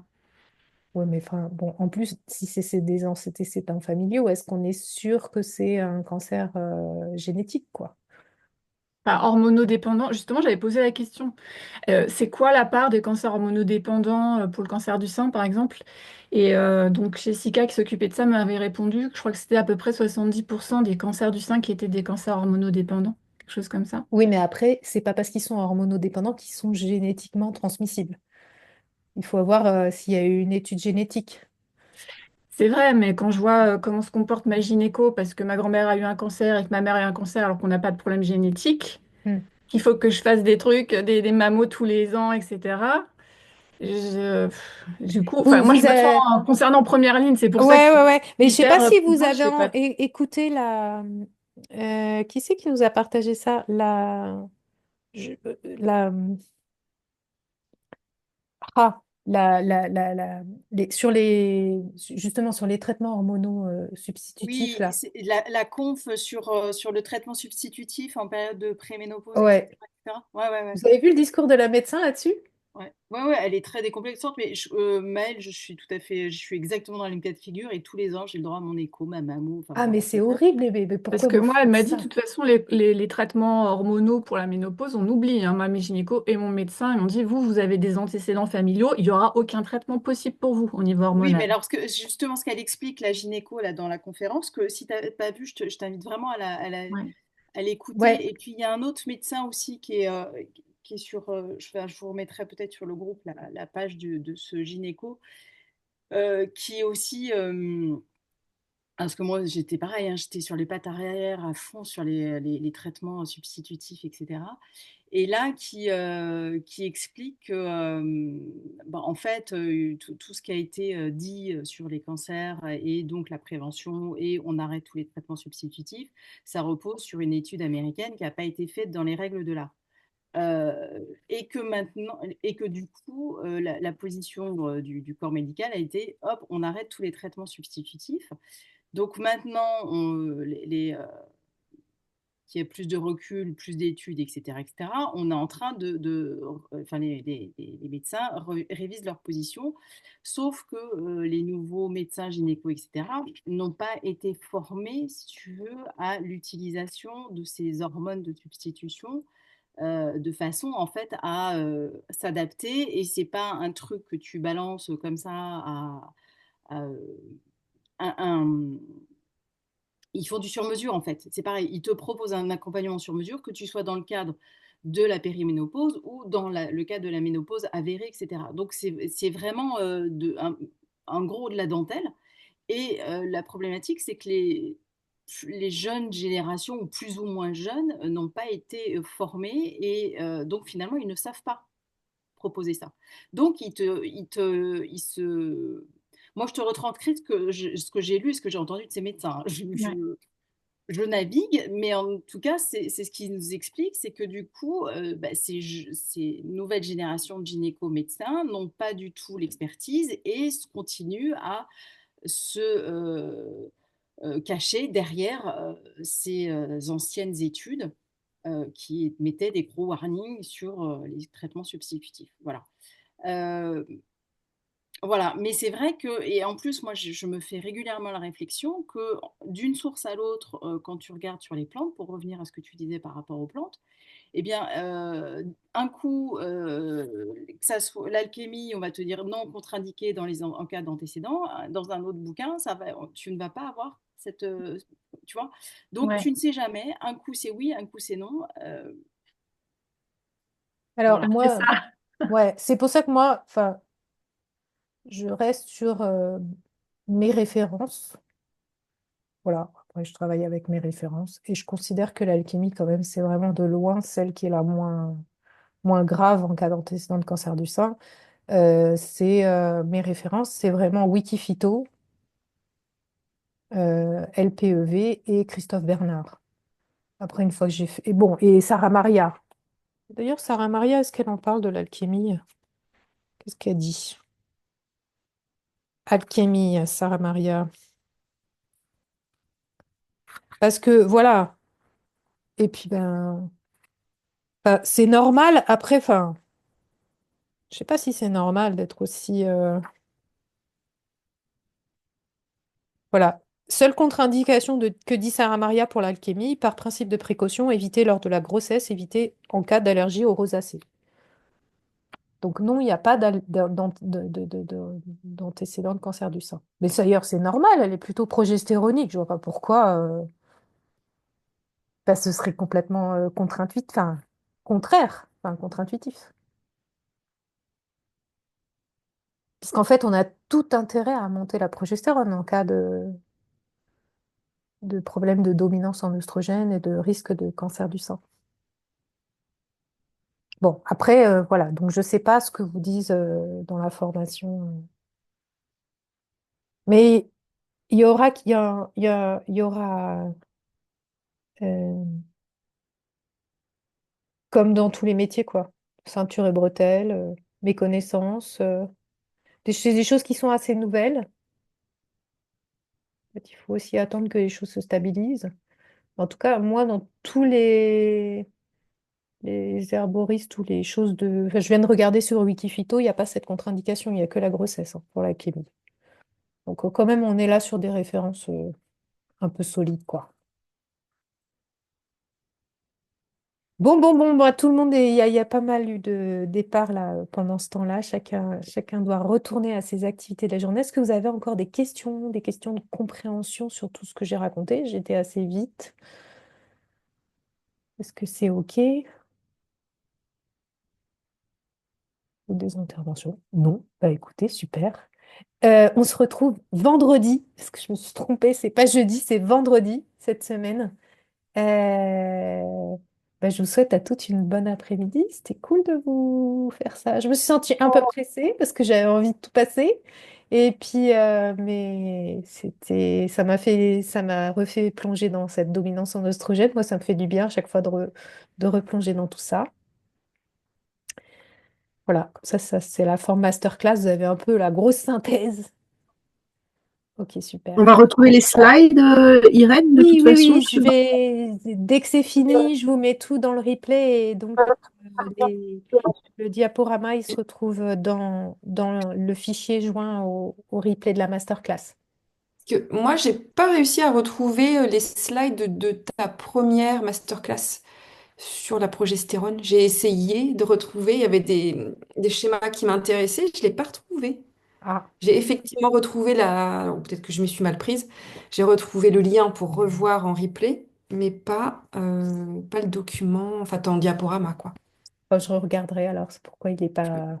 Donc non, mais Je vais refaire le tuto puisqu'il y a des nouvelles arrivées, hein, donc dans le groupe, Céline et Biliana. Je referai le tuto dans Notion pour bien montrer où on retrouve les choses. Il commence à dater un peu le tuto, il y a eu pas mal de changements. Voilà, super, merci. À tout bientôt. Avec Bonne journée. plaisir de vous transmettre tout ça. Bonne journée à toutes.